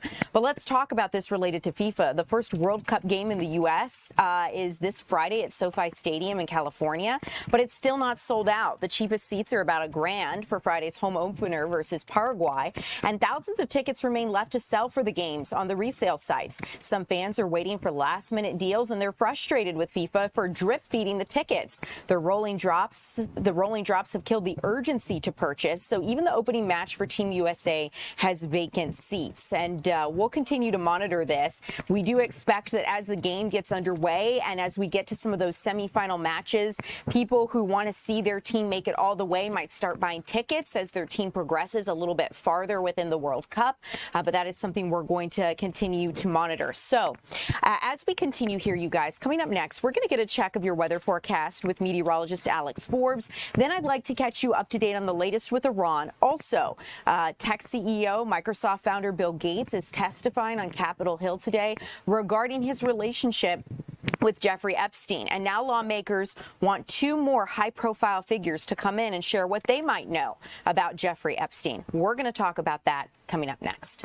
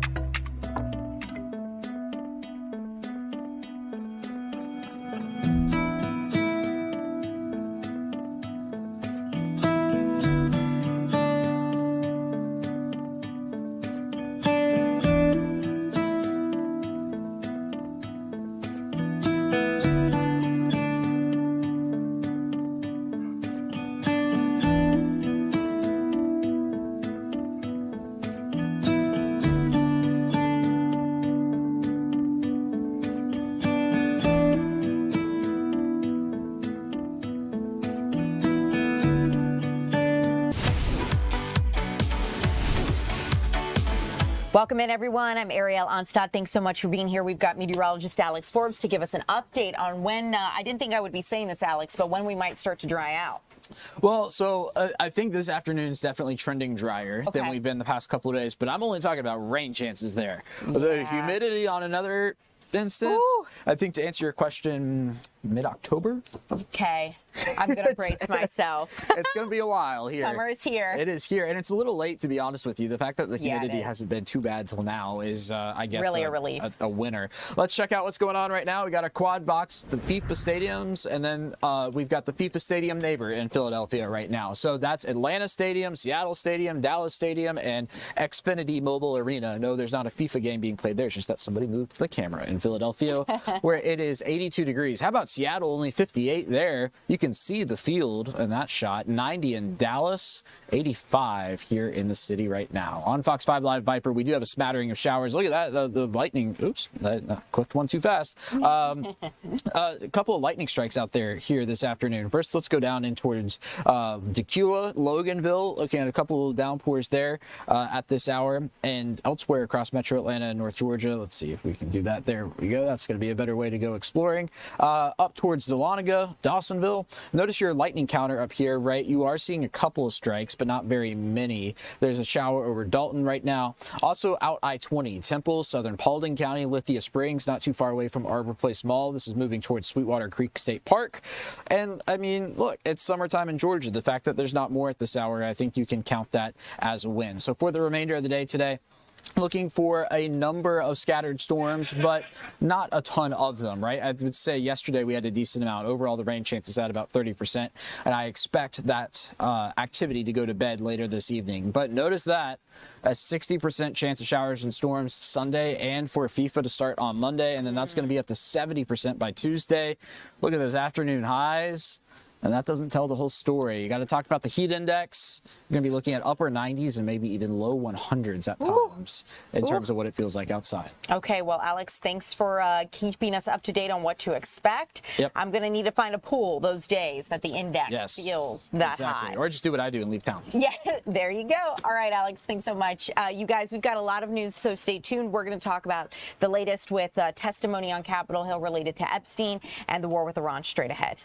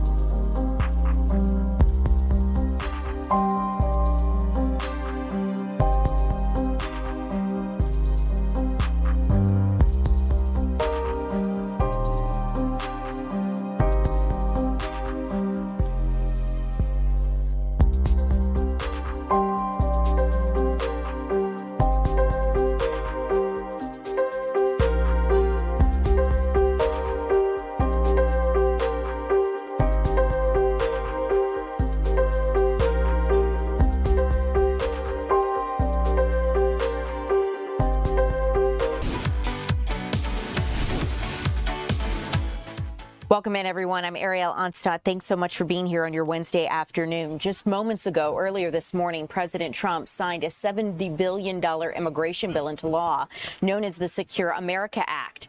This immigration enforcement bill provides funding for ICE and Border Patrol operations for the remainder of the president's term. Democrats have repeatedly opposed the bill, pointing to recent ICE operation incidents in Minneapolis that resulted in the deaths of Alex Preddy and Renee Good, 2 U.S. citizens.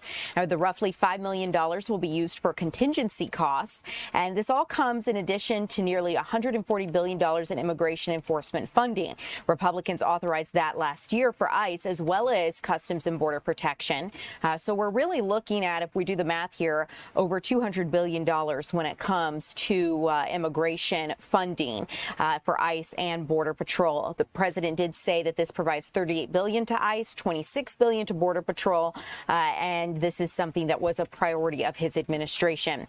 Let's talk about the latest in the war with Iran, because at this point, the United States and Iran are trading airstrikes. Tough talk we heard from the president in the Oval Office just this morning while he was signing the Save America Act, and you can see some of what he had to say on social media just a bit ago. But the president is vowing to have action against Iran because of the Apache helicopter that Iran downed in the Strait of Hormuz. 2 U.S. service members were rescued safely from that. But the president said in the Oval Office just this morning that the United States is going to hit Iran again hard. Iran fired back at U.S. bases in the Middle East, but the president is warning Tehran is going to pay for stalling peace negotiations. We've seen tit for tat attacks between the U.S. and Iran continue early this morning, threatening the ceasefire and peace negotiations. The president posted they've taken too long to negotiate a deal that would have been great for them. Now they will have to pay the price. This latest round of attacks started when Iran downed that American Apache helicopter, like the one you see here on your screen. And the president says it was a miracle the 2 pilots survived. The U.S. retaliated by hitting Iranian defensive sites. You can see on that map where those are. And the U.S., Iran then sent drones to Bahrain, Jordan, and Kuwait. President Trump tells Fox he's getting closer to targeting Iranian power plants and bridges because Iran is, quote, tapping the U.S. along. Despite the fighting, Qatari negotiators working as intermediaries traveled to Iran Wednesday to meet with Iranians on a peace deal. And while there's still no clear timeline for a deal, 2 days ago, President Trump said that a peace agreement could be signed in 2 or 3 days. We'll see if that still holds true. Let's talk about, since we are talking about Iran, the effects of this war. New inflation reports coming out with some confirmation of what you may all be feeling, that you are paying for things more last month than you may have in months previous. The latest inflation numbers show that the Iran war is taking a toll on American consumers. Affordability and costs of living appear to be voters' #1 issue at the ballot box this November going into the midterms. And that's because new inflation data really does show costs surging for Americans. The Consumer Price Index for May shows prices rose over 4%, 4.2% to be exact, year over year. That is the highest jump since 2023. And the new numbers are giving us a glimpse at how the war has affected energy prices and, by extension, everything else. Also factoring in the rapid expansion of AI data centers, and the ongoing drought has had a big impact on crops and livestock. A silver lining for the White House is that it comes on the heels of a strong jobs report, something the administration has made a point of celebrating. Inflation is poised to once again be a top issue for voters, and the latest Fox News polling shows it's an extremely unfavorable area for the president. The Federal Reserve is going to meet next week to vote on whether to change interest rates. While President Trump has pushed for interest rates to come down, persistent inflation might make that tricky. So that is something we'll continue to keep you updated on. Let's talk about what I know a lot of you want to understand today unfolding on Capitol Hill. Bill Gates is the latest high-profile figure testifying today in a closed-door deposition as a congressional panel investigates the late financier Jeffrey Epstein. The billionaire co-founder of Microsoft, you see him there, Bill Gates, walked in on Capitol Hill and was going to be interviewed behind closed doors. Republican Representative and House Oversight Committee Chairman James Comer, Republican from Kentucky, requested that Gates testify.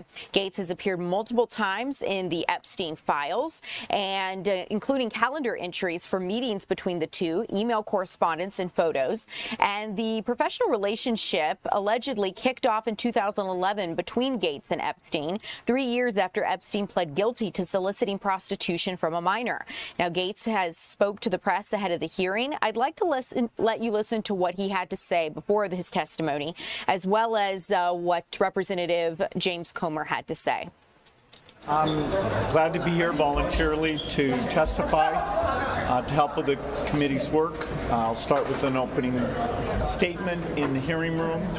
I hope my testimony is helpful to the important work of the committee to find justice for the victims. I am going to ask Alan Dershowitz to come in. We will have questions for him. We're going to give him an opportunity to come in and answer several questions that arose yesterday based on Ms. Groff's testimony and some things that some of the Epstein survivors said. So we're proceeding along. Hopefully this interview today will be productive and help us learn more and help us in our investigation as we move forward. We just want to know about his relationship with Mr. Epstein and Ms. Maxwell. What did he see? Did he know what was going on? Was he involved in any of this? I'm sure as we ask questions, more questions will arise. I will say this, no one's accusing Bill Gates of any wrongdoing, and I certainly appreciate him coming in voluntarily.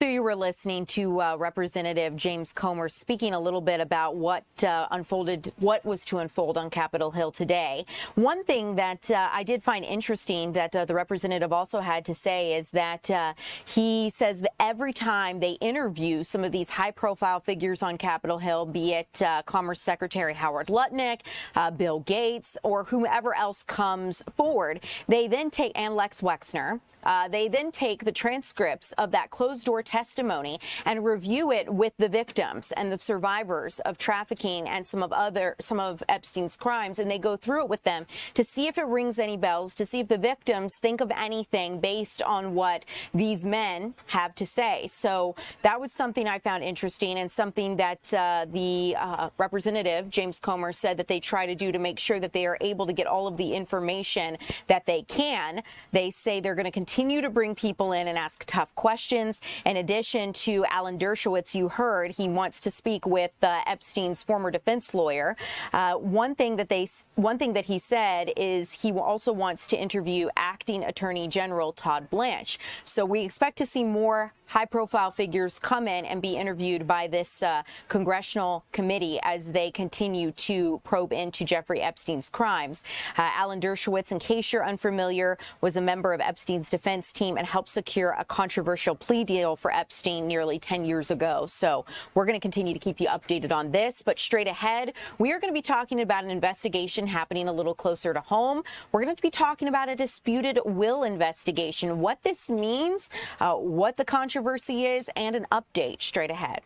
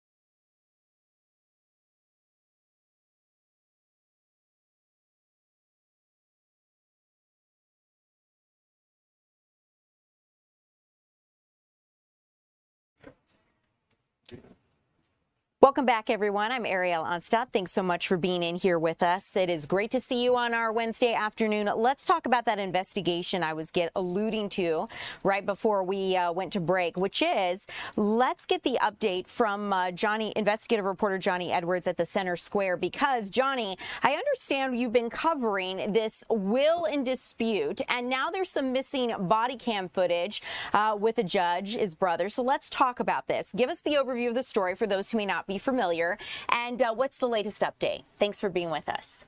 Well, thanks a lot. It's great to see you, Ariel. Well, as we reported last month at the Center Square, DeKalb County Judge Rothelia Stroud is at the center of a dispute over a family will where there's an allegation that this will was forged. In November, December, she filed the will of her late brother, Johnny Stroud, who died of colon cancer in her home on September the 17th. This will is dated September the 5th, which is while he was bedridden in her home and dying. And this man's daughter, who was completely iced out in this will, is disputing the will, saying that it was forged. She actually has had a handwriting expert examine the will and compare it to 7 signatures of her father from when he was alive. And this expert's opinion is that that is not his signature, and that it is indicative of someone trying to mimic it. But here's what's new. We have found out that on September 5th of all days, the very day that this will is dated, when Johnny Stroud would have signed it, there was a police welfare check done at Judge Stroud's home. According to a witness, the niece who's disputing the will, 3 officers were there and went into the house to check on Johnny Stroud and make sure he was doing okay, and they would have seen him. And it's the policy of Decatur Police Department to record, to have body cam running on all calls for service.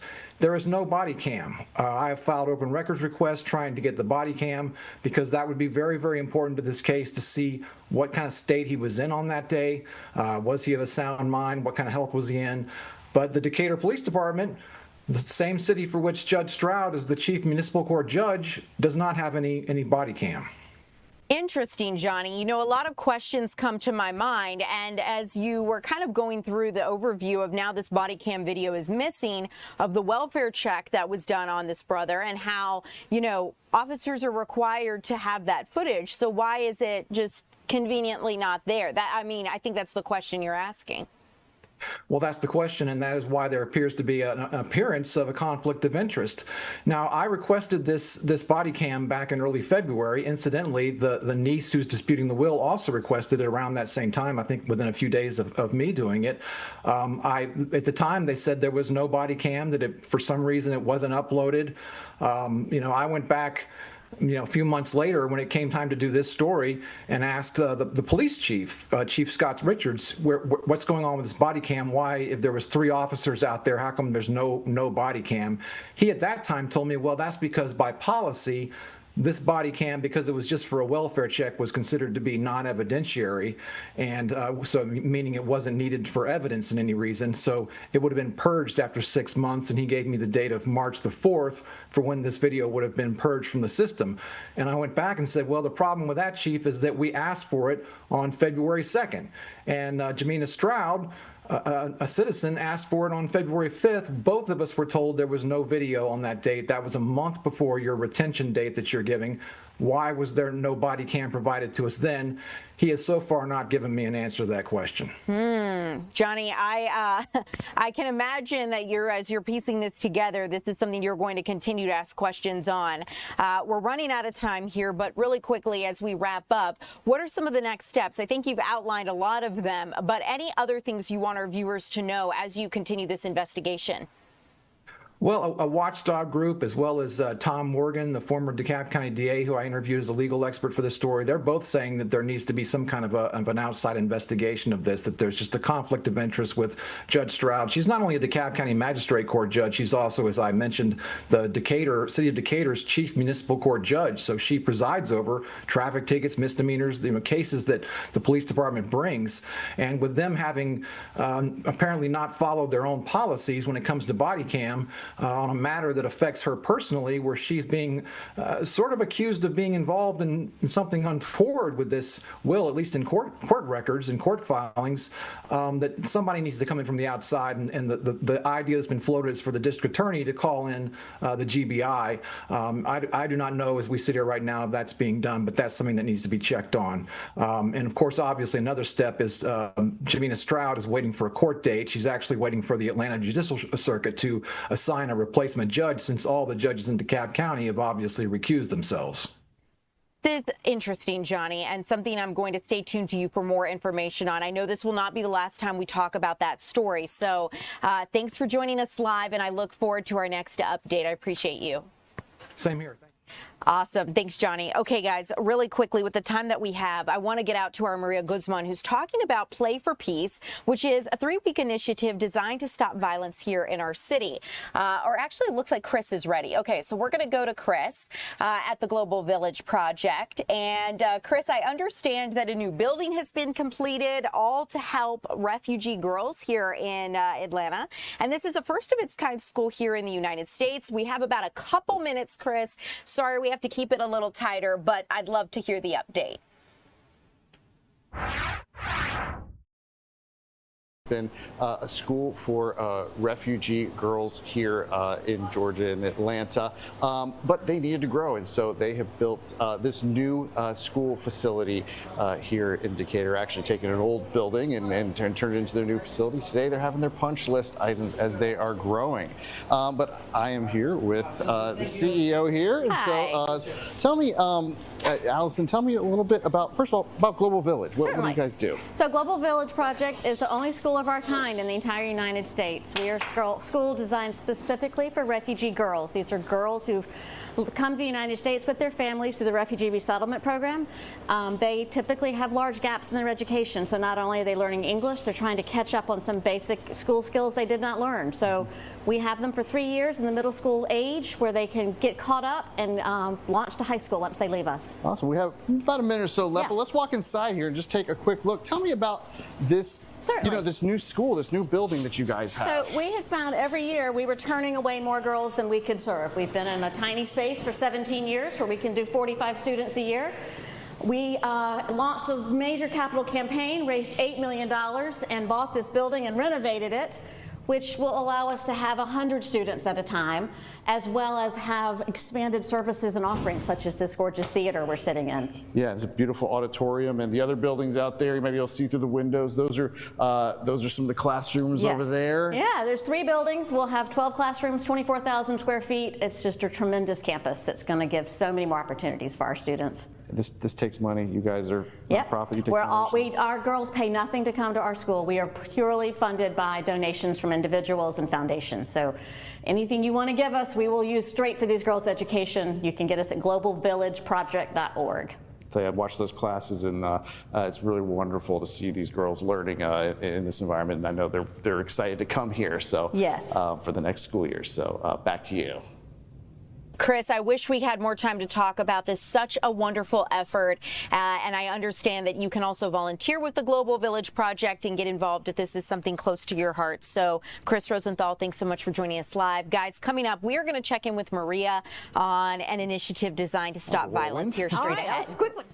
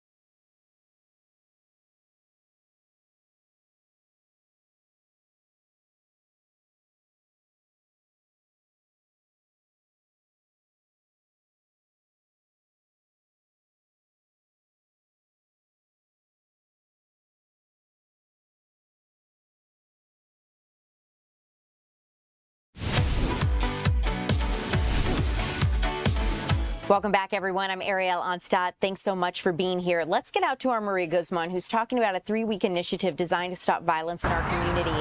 Maria, we have about a couple minutes here. So in these couple of minutes, what can you tell us about Play for Peace? Looks like a lot of fun.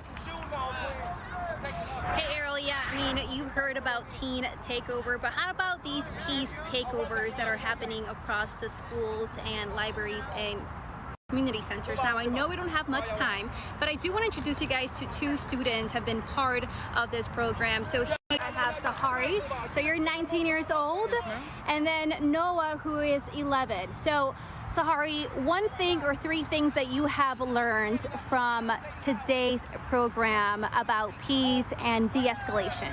I can give you one thing about peace. Peace starts within. Change starts within.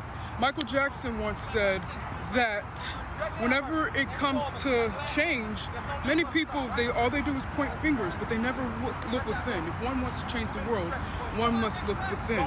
Many things that happen externally, even violence, starts within the heart. It starts within the heart. It becomes the heart's desire before it manifests. If you want peace, many people, they talk about wanting world peace. Many people keep waiting for somebody to come and give them peace, when really peace starts within.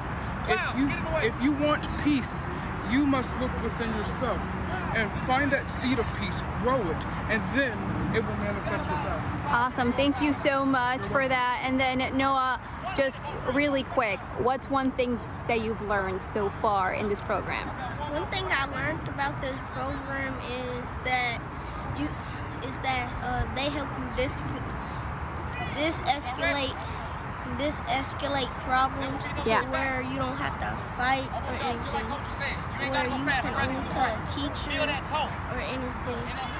You can come to teachers about whatever. Awesome. Thank you so much. So, these type of programs is all about reducing young violence, youth violence, gun violence. And so I'm going to be hanging out here for our next show. So I hope to share more regarding this initiative, Ariel. Maria, thanks so much for your time. I love a good peace takeover. Wonderful way to see these kids spending their energy. So Maria, thanks so much for joining us with that. And guys, as we continue here at 2 o'clock, one final story I want to check in with you on is some summer safety lessons on the Chattahoochee. Our Doug Evans joins us live from Coweta County. And Doug, it is great to see you there outside of the fire station. What is the message from first responders? Yeah, the ups and downs of the Chattahoochee area this summer with all the heavy rains that we've had, that poses a greater risk for kayakers and rafters and anyone using the river. Talked about safety. Let's get straight to it with the folks here at Fire Station number 2, the Hooch, just a couple miles down the road that way on Highway 16. Let's hear what they had to say. Months ago, we had a gentleman slip off the bank down at the state park involving the river, and we had our units go down there and rescue him. Dog fell into the river, right? Yes, sir. Going after his dog. Yeah. Any advice for people who are going to be using the river this summer based on things you've seen in the past? Yeah, always treat the water with respect. It's much more powerful than what you think it is. And if you're going kayaking, make sure you let somebody know when you're leaving, when you expect to return. The obvious things like life jackets, swimming safety, child safety around the river. I recommend like a whistle, flashlight in case you get lost, and a way to contact somebody. Another big thing is be mindful of when you put in the river. Like for example, if you put in at Highway 16 boat ramp and you want to float down to McIntosh, that's a long trip. So if you put in at 6:30 p.m., by the time you get to your destination, it'll be dark. Yeah, and when we say dark on the river, it's dark. Yeah, it's very dark. Easy to lose your way. Easy and hard for you guys sometimes to find. It is. It's really challenging to find people at nighttime on the river. Yeah. What kinds of things have you guys done as a department to make it safer out there? So we've actually developed a couple of new things since this time last year. We've changed our dispatch model, so now we're sending the boat 3 engines, our hazmat truck, heavy rescue, and a battalion chief. That's all in the initial response. And we do that to cover a large area on the river. So one engine will go to the state park, another one halfway up the river, and then one to the state park, to the boat ramp. So yeah, it kind of helps us cover more ground. Maintaining relationships with Carroll County Fire Rescue. They have a great swift water team, and the Chattahoochee Bend State Park Rangers. We have a good relationship with them, perform a lot of rescues with them. And we just recently launched our drone program. So we have 12 pilots at Station 6, and they'll be on scene, and we can send drones up and down the river. Really helpful at nighttime because they're thermal, and they can help us locate the patient. All right, really quick, you guys. The most important message out of that I've seen in covering this area for years and years, you just got to respect the flow of the river. It changes every day depending on rainfall and other factors. So it may be moving fast, maybe moving slow. So you need to give yourself plenty of time to get to where you think you're going that day. Ariel? Sound advice, Doug. Really appreciate you joining us live with that information, and hopefully it saves some lives. So Doug Evans, thank you. I know we'll see you again later this evening as you continue to cover safety on the Chattahoochee during these upcoming summer months. You guys, Tom Haynes is standing off to the side, getting ready for 3 o'clock. We've got more news headed your way. I'm Ariel Onstadt. Thanks so much for being here at 2 o'clock.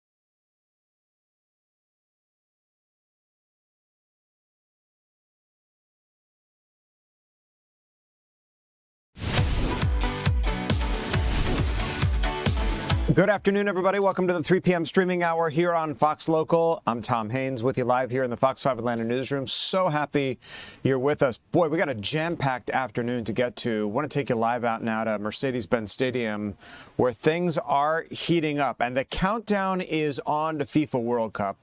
Just 5 days now, the world's biggest sporting event will arrive here in Atlanta.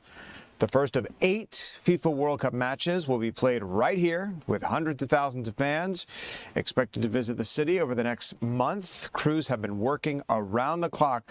We heard from the mayor yesterday for 4 years getting ready for this, from security and transportation and infrastructure to that special grass growing inside the stadium.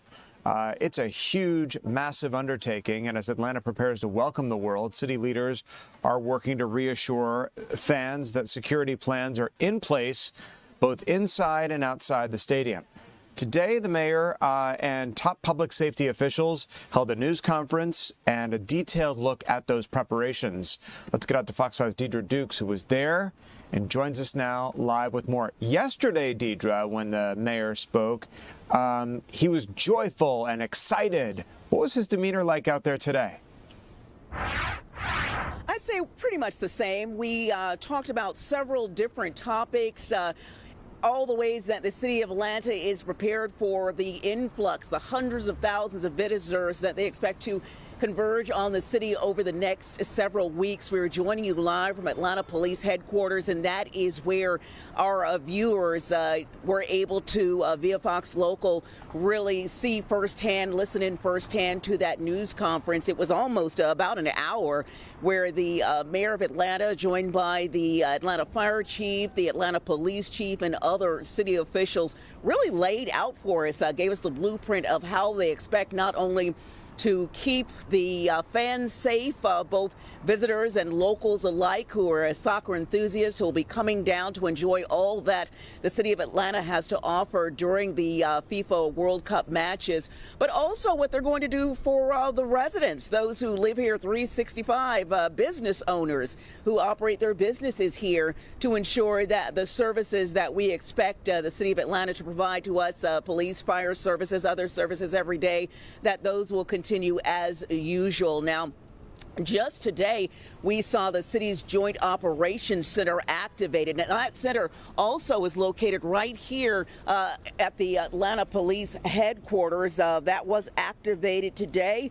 Various departments, various agencies will now be working around the clock, keeping an eye on not only the event, but other aspects of situations going around in the city, the actual city streets. Really, they're saying eyes on all of the activities around the city. In addition to that, the Atlanta Police Department is mobilizing some 1,800, all 1,800 of its sworn officers. Now, they're joined by over 170 special officers sworn in from across Georgia to handle the influx of crowds, and specialized units managing the stadium zones. At the same time, officials say emergency response remains a top priority, guaranteeing that every one of Atlanta's neighborhoods stays fully protected.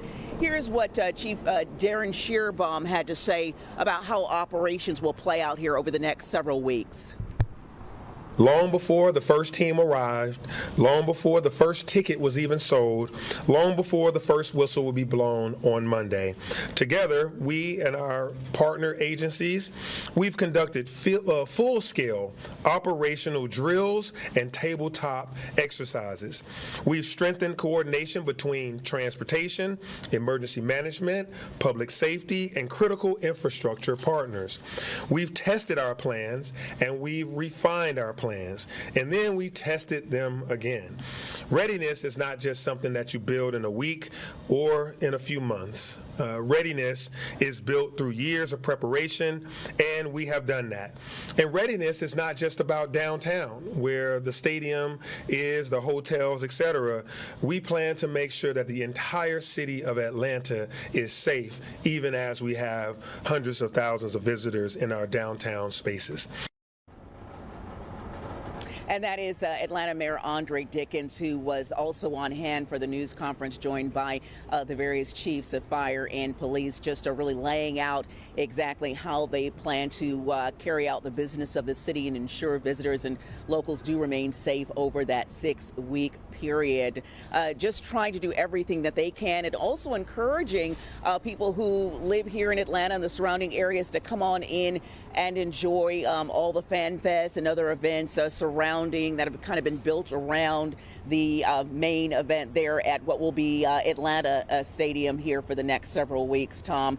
But really, as we head into Monday, just really everyone that we talked to and heard from today, just very excited to finally be at this point and welcoming the world to Atlanta. I gotta say, Deidre, it's been so impressive seeing how these agencies are working together hand in hand, state, local, federal authorities, in addition to FIFA authorities, tying it all together. And just think about it. They're doing this not only in Atlanta, but in cities all over the United States and down in Mexico to put their best foot forward for these FIFA World Cup games. Atlanta certainly no exception. Great to see the mayor, the police chief, and everyone out there to reassure folks who are going down to enjoy the activities that all, hopefully, and I got my fingers crossed, is going to be safe. Deidre Dukes live downtown for us this afternoon. Deidre, thanks so much. Well, with just days until the World Cup, a popular nightlife area was the scene, unfortunately, of gunfire today. Atlanta police investigating an early morning shooting outside a bar along Edgewood Avenue in northeast Atlanta. 2 men were injured, we understand. The gunfire erupted about near several bars and late-night businesses, sending people scrambling for cover and prompting a large police presence there. According to preliminary information, the Atlanta Police Department's 2 groups were walking along Edgewood Avenue when an argument broke out.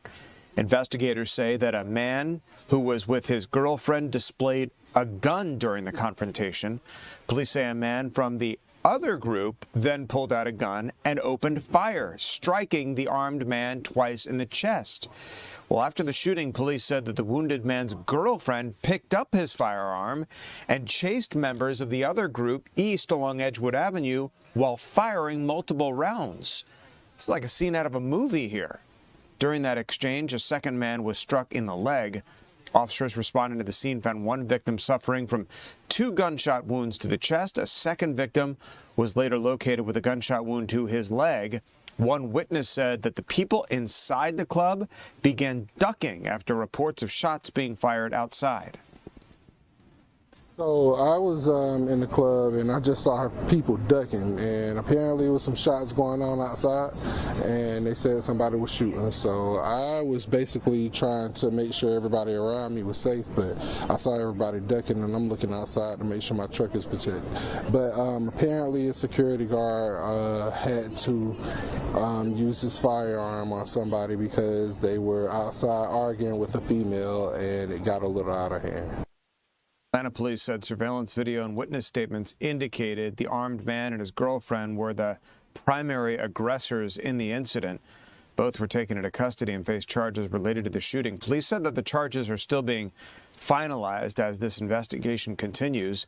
Authorities noted that the information released so far is preliminary and could change as detectives gather additional evidence. Atlanta police have not yet released the names or ages of those involved and have not released the charges they are facing.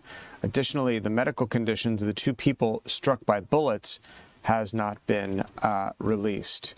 We have new information about a man who was stabbed near the Hamilton E. Holmes MARTA station today, according to MARTA police. Investigators said that the victim was stabbed in the shoulder. The young victim was then walked to the MARTA station for help. Police said that the victim is expected to recover from his injuries. The circumstances leading up to the stabbing have not been released. No information about a possible suspect or a possible motive here immediately available, although it appears the incident was not associated with MARTA. There have been several violent fatal incidents at or near MARTA stations in recent weeks. One of them was a student in Midtown, a 17-year-old KIPP Atlanta student facing a long road to recovery after a gunman shot him on a Stop MARTA train at the Midtown station as he left the science program at Georgia Tech, according to the family's GoFundMe page. Ivan Easterling was sitting on a train on June 5th before 7 p.m. when police say 42-year-old Anthony Gresham shot him in the leg. Easterling was carrying a crossbody bag around his chest at the time of the gunfire. According to his GoFundMe page, Easterling credits the bag for blocking the bullets that would have killed him. The teenager must undergo surgery for his hand and has already endured multiple surgeries on his leg, according to the fundraiser. It's a miracle that he's alive. Easterling, a rising senior at KIPP, a top-performing student, senior chief of the Student Government Association, and a member of the principals list, the fundraiser says. They're at Georgia Tech for the summer taking classes. He's also a state champion athlete and aspiring engineer. Let's hope he recovers from these horrible injuries. The U.S. Attorney Theodore Hertzberg announced Tuesday that the Department of Justice filed 3 charges against the 42-year-old suspect. Authorities have not confirmed what sparked the gunfire or if the suspect targeted the teenager specifically. It's not yet known how long the student will need to remain in the hospital before he can return home to continue his recovery. Another MARTA suspect also facing federal charges in a separate case, and the Department of Justice now has charged 25-year-old John Elijah Matthews with stabbing 66-year-old Margaret Swan on board a train near Oakland City on May the 30th. Investigators say that Matthews attacked Swan seemingly at random. He was charged with committing an act of violence using a dangerous weapon with the intent to cause death on a mass transportation system. If Matthews, the stabbing suspect, is convicted on all charges, he faces the possibility of life imprisonment or even the death penalty, we understand. Well, we're following some news after that perimeter breach at the Fulton County Jail. Breaking this afternoon, an intensified search for at least one of the people who tried to breach the perimeter of the Fulton County Jail inbound, not outbound, as you would think, with prisoners trying to escape, but it was the other way around, people trying to get in. Let's get out to Angelique Proctor. Angelique, what is the latest from the sheriff? I know you've gone back and forth with him about exactly what has happened here. Well, good afternoon to you, Tom. And you are right. This is a very odd story for people to be trying to break into the Fulton County Jail, but that is exactly what the sheriff tells us happened Monday night. The good news is that one of the individuals was in fact captured, arrested, and charged. The other one is still on the run even this afternoon. Now, Sheriff Patrick Labatt says this duo struck Monday night once the sun went down. According to a Fulton County arrest warrant, it was suspect Nicholas Andrews and his unknown accomplice that actually cut the chain link fence surrounding the jail with bolt cutters. This happened Monday night around 9:10 p.m. They had the intention of delivering contraband to inmates. Apparently, that is very lucrative. The arrest warrant says that Andrews' plan, though, went awry when he was arrested on jail property. Now, we have learned K-9 units were also instrumental in this and helped the sheriff's department to track down the suspect. According to court documents, Andrews was arrested with a black duffel bag, and that duffel bag, according to the warrant, was filled with a whole lot of illegal items. What kind, you say? Well, 763 grams of marijuana, 93 packs of Newport cigarettes, 32 Oxycontin pills, 9 Motorola phones, 2 iPhones, phone cases, charging cables, charging bricks, and there was even a wrench toolkit, shaving cream, and baby wipes. Now, Andrews did cooperate with investigators and apparently laid it all out and explained what the plan was. He is charged tonight with felony possession of marijuana, unlawfully coming inside guard lines to deliver inmates controlled substances, also a felony drug charge, and interference with government property. Now, we did talk to Fulton County Commissioner Marvin Arrington Jr. About this. The commissioner telling us that contraband continues to be a huge problem here at the Fulton County Jail. The Sheriff Labatt, telling me that he is still investigating. Tom? All right. It's again, as you say, incredible that people will be trying to breach the perimeter of the Fulton County Jail and think that they could actually get away with it, as authorities look for a suspect this afternoon that is still on the run. Angelique Proctor, live there at the jail. Angelique, thanks so much. Want to talk about some happenings in Washington, D.C. now, especially as it relates to the Save and Secure America Act, the nearly $70 billion immigration enforcement bill providing funding for ICE and Border Patrol operations for the remainder of the president's term. Democrats have repeatedly opposed the bill, pointing to recent ICE operation and incidents in Minneapolis that resulted in the deaths of Alex Prieto and Renee Good. Roughly $5 million will be used for contingency costs. This all comes in addition to nearly $140 billion in immigration enforcement funding that Republicans had authorized last year for ICE, as well as Customs and Border Protection. Markway Mullen, the newly appointed ICE director, shepherding this thing through Congress as it continues to move through. We have new images of the person, the 19-year-old, now accused of murder, Carmelo Anthony. This mugshot just released today after he was convicted of murdering the fatal stabbing of 17-year-old Austin Metcalf out in Texas. This case garnered national attention. Anthony was sentenced to 35 years in prison Tuesday for fatally stabbing Metcalf during a high school track meet. The stabbing occurred in Frisco, which is a Dallas suburb, back in April of last year. According to witness testimony, Anthony entered a tent that belonged to Metcalf's team and stabbed Metcalf once in the chest after a confrontation.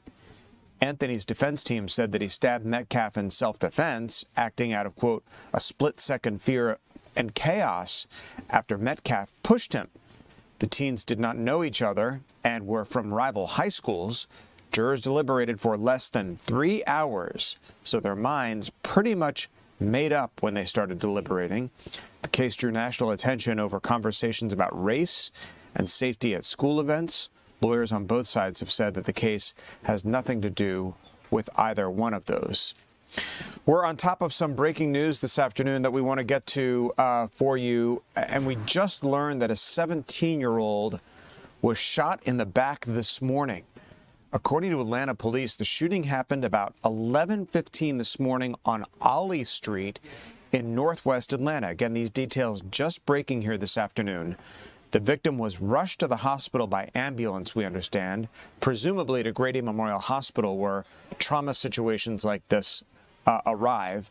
Investigators trying to figure out exactly what happened here. But again, a 17-year-old shot in the back this morning on Ollie Street in northwest Atlanta. Well, with thousands expected for the FIFA World Cup and related events around our city, one Atlanta-based coalition is taking proactive approaches to keeping young people safe.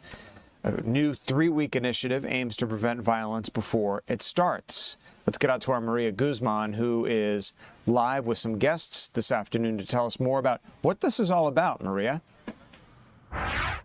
Hey, Tom. Yeah, we're here at Phoenix Academy. You know, we've heard about these teen takeovers, but how about a peace takeover? And that is what's happening here at Phoenix Academy.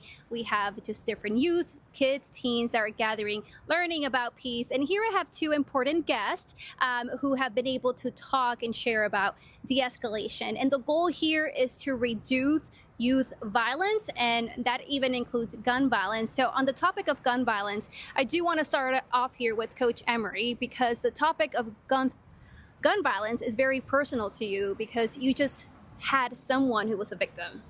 Yes. Well, one of our student athletes who just won the state championship was a victim of gun violence. He was at Georgia Tech for a summer camp, a science summer camp, and on his way home, he was attacked violently. You know, that is the news that you never want to hear, especially if they're your student, your athlete. So why is this so timely to have an event like this throughout the month of June? Well, we always talk about handling situations appropriately because character does matter. And this was an individual that had great character and is a great leader, but he just came into the presence of the wrong person and had an unfortunate event take place. Yes, and here too I have an SRO who is all about de-escalation, and that's one topic that he's been talking about here. So for a lot of the students here, regarding conflict, what are some of the skills that you've been able to share on how to de-escalate any situation, any conflict that they might face? Well, thank you for asking. One of the questions that concerns that we focus on is knowing your triggers. Once you identify your triggers, that will help you de-escalate and be able to take that pause when needed. We also talk about the 3 pillars, which is safety before strategy, connection before correction, and knowing the narrative before passing judgment. Gotcha. And, just from your own experience, what's a big need or gap where a lot of students are missing regarding solving any conflicts? Well, the gap is the connection before correction, because once a student feels safe or they know that they can confide in you, they'll open up and tell you some of the issues that's troubling them. Then once we establish that, then we could try to solve their issue, which in turn creates a culture of peace. So with that being said, that will actually lower the violence. Yes, and another big topic here has been sports. So a lot of the students here have been playing sports, also some soccer with obviously the World Cup being here. So how does sports help someone, a teen, a kid, stay focused and away from violence? Well, first of all, to address a sound body, it makes a sound mind, which creates peace. But in turn, that extracurricular activity helps children to be focused. And during the summertime, focus is a big topic. What do you focus on? Are you dealing with things in the community, or are you dealing with yourself to help to get better in the future? Awesome. And, this type of initiative is happening all month long. This Saturday, actually, they're doing a peace walk starting at 1 p.m. at Ebenezer Church, Tom. So I'll send things back to you from Phoenix Academy. What yet another example of how the community is pulling together, rallying around these games to make sure that they go off without a hitch and that they are safe, especially as it relates to our young people. Maria Guzman live for us this afternoon. Maria, thanks. When we come back, a moving memorial as a community pays its respects to a fallen officer. Our Kevin Stewart is going to join us here live as we continue.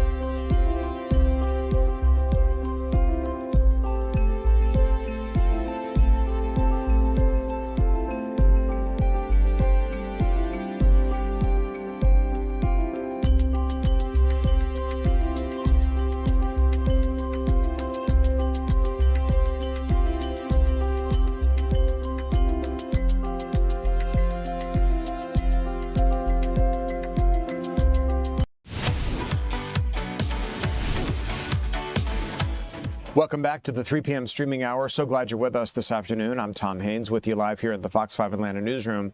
The community is paying its respects to a fallen officer. Carrollton police officer Dustin Creasy died after a year-long fight since being hit in a traffic detail.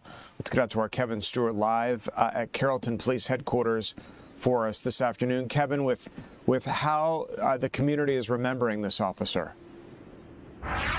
Yeah, this is really a tragedy. Dustin Creasy was only 34 years old. He is only the third police officer to die in the line of duty in Carrollton ever. A community that's been around since the 1800s. I want to show you what police have set up here. A memorial here. Dustin Creasy, end of watch, June 9th, 2026. The community found out overnight that he had passed away. A very tragic situation. We've had people coming up this afternoon to lay flowers here. This was set up around noon today. You may remember the accident happened almost a year ago to the day, June 11th, 2025. Creasy was working a traffic detail on Highway 27, North Park Street, a very busy thoroughfare in Carrollton, and there was some construction going on, and someone who was experiencing what is described as a medical emergency hit him. That person has not been charged. He was expected, Creasy, to eventually get back to being a police officer. He went through lots of therapy and rehab, but unfortunately, he did not make it, and he died. We do not know the official cause of death. That's still to be determined, but after a year of trying to fight to get back to work, to get back to life, he has passed away. Take a listen to his chief. It's been a really difficult time for us as a department and for his family. You know, the visits that we've made continually to watch his wife and his mother stay by his side, and they're a family of faith, and so they put their faith in Jesus, and so they are at comfort and peace knowing where he's at now. But it's been a tremendous roller coaster ride for everybody, but especially his family as we watch them go through the ups and downs and the highs and lows of what Dustin has went through. We all maintained our hope that he would be totally healed and come back to work. I don't know that doctors ever gave us any kind of hope for that. They did a lot of work. Shepherd is to be commended for what they've done for him and where he's been at the hospital. He's been through a lot. His body went through a lot. All right, now you see another live look there at the cruiser out here. I can tell you that we did try to reach out to the DA's office. Remember, no one has been charged in this, and I'm told that they could not comment because this is being described still as an open criminal investigation. Tom? Yeah, that's what I was just reading, Kevin, while the chief there was talking. This happened along Highway 27 in Carrollton, and it was in a construction zone, and out of nowhere he's hit and critically injured. And I was just trying to find out, like, who hit him and what happened to that motorist. Do they even, and you may or may not know this, do they even have a suspect that they're looking for or trying to track down here? Or well, they know. Yeah, they know who this person is. Okay, all right. This is someone who was described as having a medical emergency. But when we asked to see if anything has changed, if there will be a charge, this is still being described as an open criminal investigation, which is pretty open-ended. Well, what we do know is that a community is mourning the loss of this officer who obviously touched so many people out in that community. So our thoughts and prayers not only go to the police force out there, Kevin, but to Officer Creasy's family, indeed. Community. Kevin, thanks so much. Appreciate it. Kevin Stewart live for us this afternoon in Carrollton. Kevin, thanks. I want to take you outside for a live look at downtown Atlanta. And the situation there, quite different now than it was yesterday when we were tracking rain that was moving through the downtown Atlanta area. It's just hot and muggy out there today. It feels like if you're to describe a summer afternoon in Atlanta to somebody, this would be it. Meteorologist Alex Forbes sitting next to me now to sort of talk to us about today.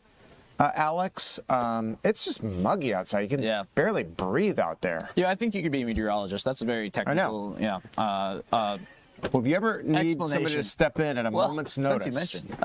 No, so look, here into the afternoon, we are not looking at as many showers and storms today as we saw yesterday here across Metro Atlanta and North Georgia, but there still are a couple of them out there. Notice you got your lightning counter up there at the top of the screen, and you got just a handful of storms out there. So first, let's start off west of the city, take you over towards Carrollton, Villa Rica. Pretty good shower there right along Route 100 south of Waco. This is northwest of Carrollton, south of Tallapoosa. It's like exit 5 if you know I-20 out there. And then also a pretty good shower right there on the Douglas County line before you get to Arbor Place Mall and that general vicinity. Let's take you back up towards the north here. Had some showers earlier in Kennesaw, but now we're looking at some storms up across the North Georgia mountains. So you know how you hear me say, if you hear thunder, you're close enough to be struck by lightning? Look at this. You are looking at rain in and around the Dahlonega area, but you're looking at strikes outside of the storm. So a perfect example this afternoon of seeing that rain falling, and then people on the trails, say you're over hiking one of the mountains, right? You are close enough to be struck by lightning in that general vicinity. Also looking at the possibility of some small hail right now up in Rabun County. That's like up in the far northeast corner of the state, and then some heavier showers continuing down into Walton County. So for the remainder of the afternoon, it's warm outside, it's muggy outside, a couple scattered showers and storms will remain around. I expect Atlanta to touch 88 before all is said and done, and we'll do another 30% chance of rain tomorrow, 20% by Friday and Saturday, and then notice those rain chances go up by the time you get towards Sunday and Monday. Afternoon high temperatures, yeah, 90s. It's going to be hot, and the humidity is going to make it feel even hotter. I'm looking at heat index values, upper 90s, low 100s by the time we get towards Friday, Saturday, likely beyond, but it does not last forever. Notice you get 85 there on Monday, 81 on Tuesday, but that's going to be as rain chances come up. Yeah, and just in time for the start of FIFA, are these rain chances going up? And I was doing some looking around today. Atlanta, only one of 3 stadiums, 3 host cities that are completely closed. Well, that's good. Yeah, it's good for us, but I'm obviously looking at the Fan Fest downtown going, you know, I don't think it's going to rain all day, but I would bet on Monday it's going to storm at some point. Mm-hmm. And then Tuesday it's going to be even worse, according to your percentages. And I know you see the little sun there on Tuesday. If I could take that away, I could, but I don't want people to think it's going to storm all day. It's just going to be cloudy. That's part of the reason why the temperatures are going to be held back. Looking at, I know you don't like to go beyond 7 days, but what does the trend kind of say as we move along? I think it says summer. Scattered showers and storms, humidity, 80s. At least we're not doing the 90s permanently through the middle part of June. All right. Alex, thanks so much. When we come back, we've talked about this school before, Global Village Project, the nation's only, this is a school that was built and dedicated exclusively for refugee girls. Very, very cool concept. We're going to talk about it here when we come back.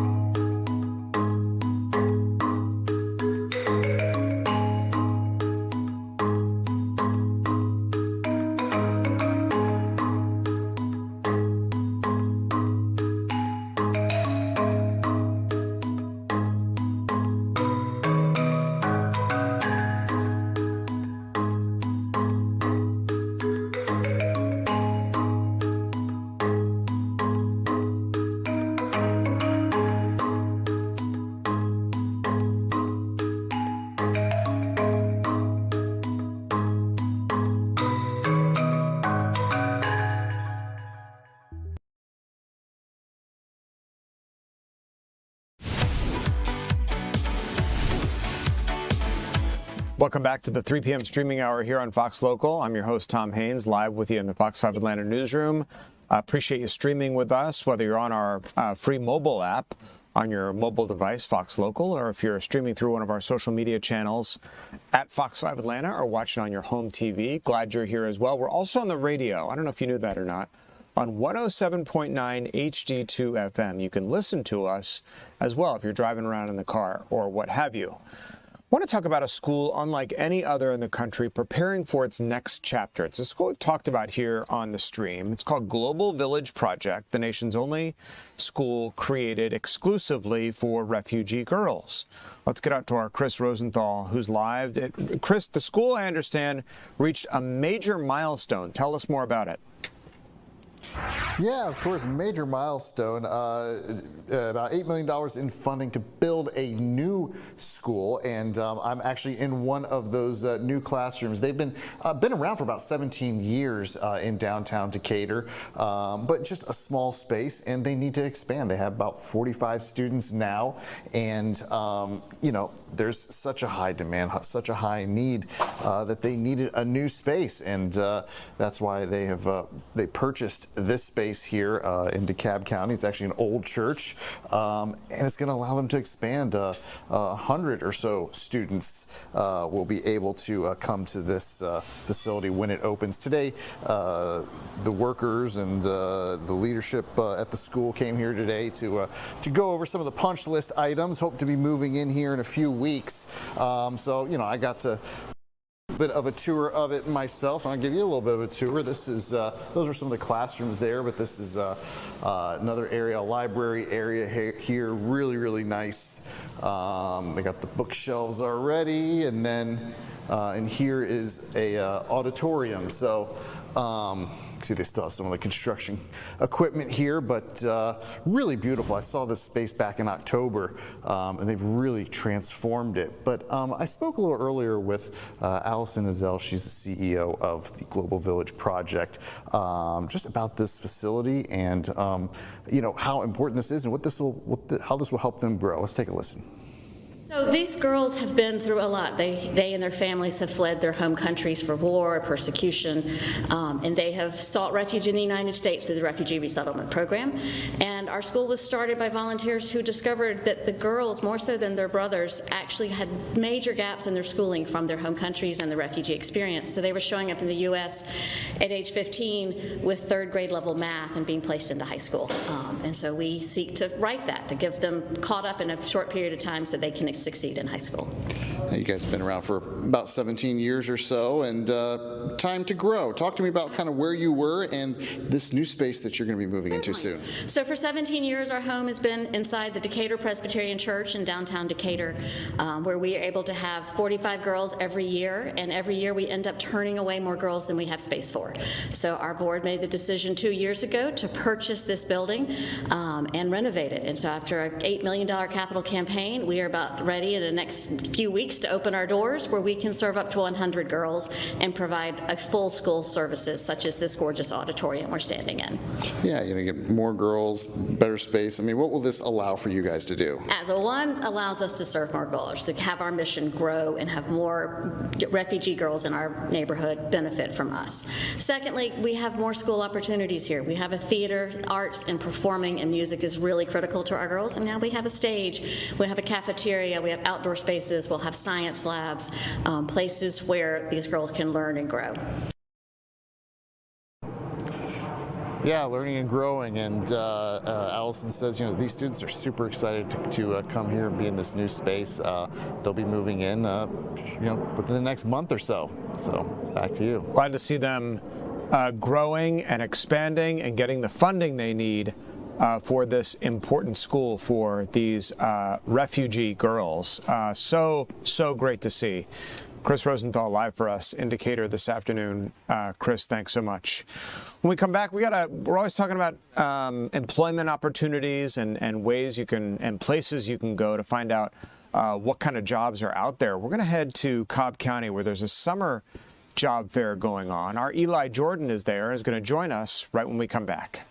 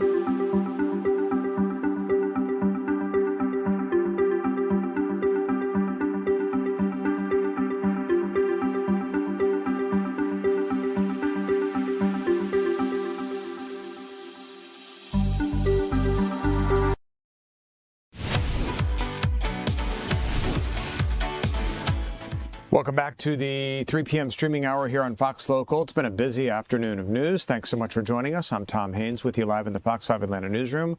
Are you looking for a new job? Well, a summer job fair in Cobb County aims to connect job seekers and employers under one roof. Let's get out to our Eli Jordan with more on what you can expect. Hey, that's right. I am out here at Chattahoochee Technical College, where the Center for Family Resources and WorkSource Cobb have teamed up to bring this summer job fair. Now, this isn't just for summer jobs. This is for full-time employment for families and people that need to provide for their families. Now, they got all sorts of really cool jobs out here. They got Waffle House right there, which is kind of cool. And also, they got, the food industry, sales, a warehouse, police department, CNA, healthcare, things like that. And I am with Narkis Bia and Jennifer Zangari of Cobb Workforce Cobb, and then Center for Family Resources here in Cobb County. So, Narkis, real quick, what does WorkSource Cobb do? We connect talents with opportunities. So we prepare job seekers to go into the workforce, doing resume critiquing, mock interviews, developing their skills. Also, if they're eligible for funding, we can help them go into a training program, apprenticeships, just getting ready to level up their source of income. We do job fairs just like this one along the year. With the ones that we do not coordinate ourselves, we partner with other organizations so we can provide more opportunities to job seekers in Cobb County to connect with employers. And Jennifer, Center for Family Resources, you guys teamed up with them. What do you guys do? Yes, we do. So we're Center for Family Resources. We're a nonprofit in Cobb County, and we serve families that are homeless and helping create stability for them. And in our partnership with Cobb WorkSource Georgia, we provide workforce development, job skill development, financial development in partnership with them. And so we do one of these a year. This is our 10th one, and with a partnership with Cobb Source Georgia, and we have 3 programs. We have a housing assistant program, have choice pantry, and we also have prevention services that we offer our families. So we are blessed to have this partnership, and we look forward to many more ahead. And if anybody needed some resources, they can go to dcfr.org. dcfr.org. Please visit us and be sure to donate if you're able to. And then what about for WorkSource Cobb? Yes, they can go to worksourcecobb.org. Also sign up for job leads, and also they're going to get information for the different job fairs we have along the year. And so you guys have multiple job fairs, yes, right? We do. We have had 10 so far during this year. We have one more coming up this month. We have another one next month. So please get signed up with our job leads and our webpage so you can see what one that we're having for second chance employers and other ones that we're going to partner up along the year that we have left. Awesome. Narkis, Jennifer, thank you so much. I appreciate your time out here, and that's what's happening out here at Chattahoochee Technical College today. Back to you guys. All right. Be sure to check it out. Eli Jordan with the gang out there. Eli, thanks so much. Well, the Georgia Bulldogs baseball team is in the College World Series, or at least trying to get there. They're out in Omaha, and so is our Georgia Chambers. She flew all the way out to Omaha, which, by the way, is her hometown where she was born and raised. Home to Warren Buffett and Georgia Chambers. How do you like that?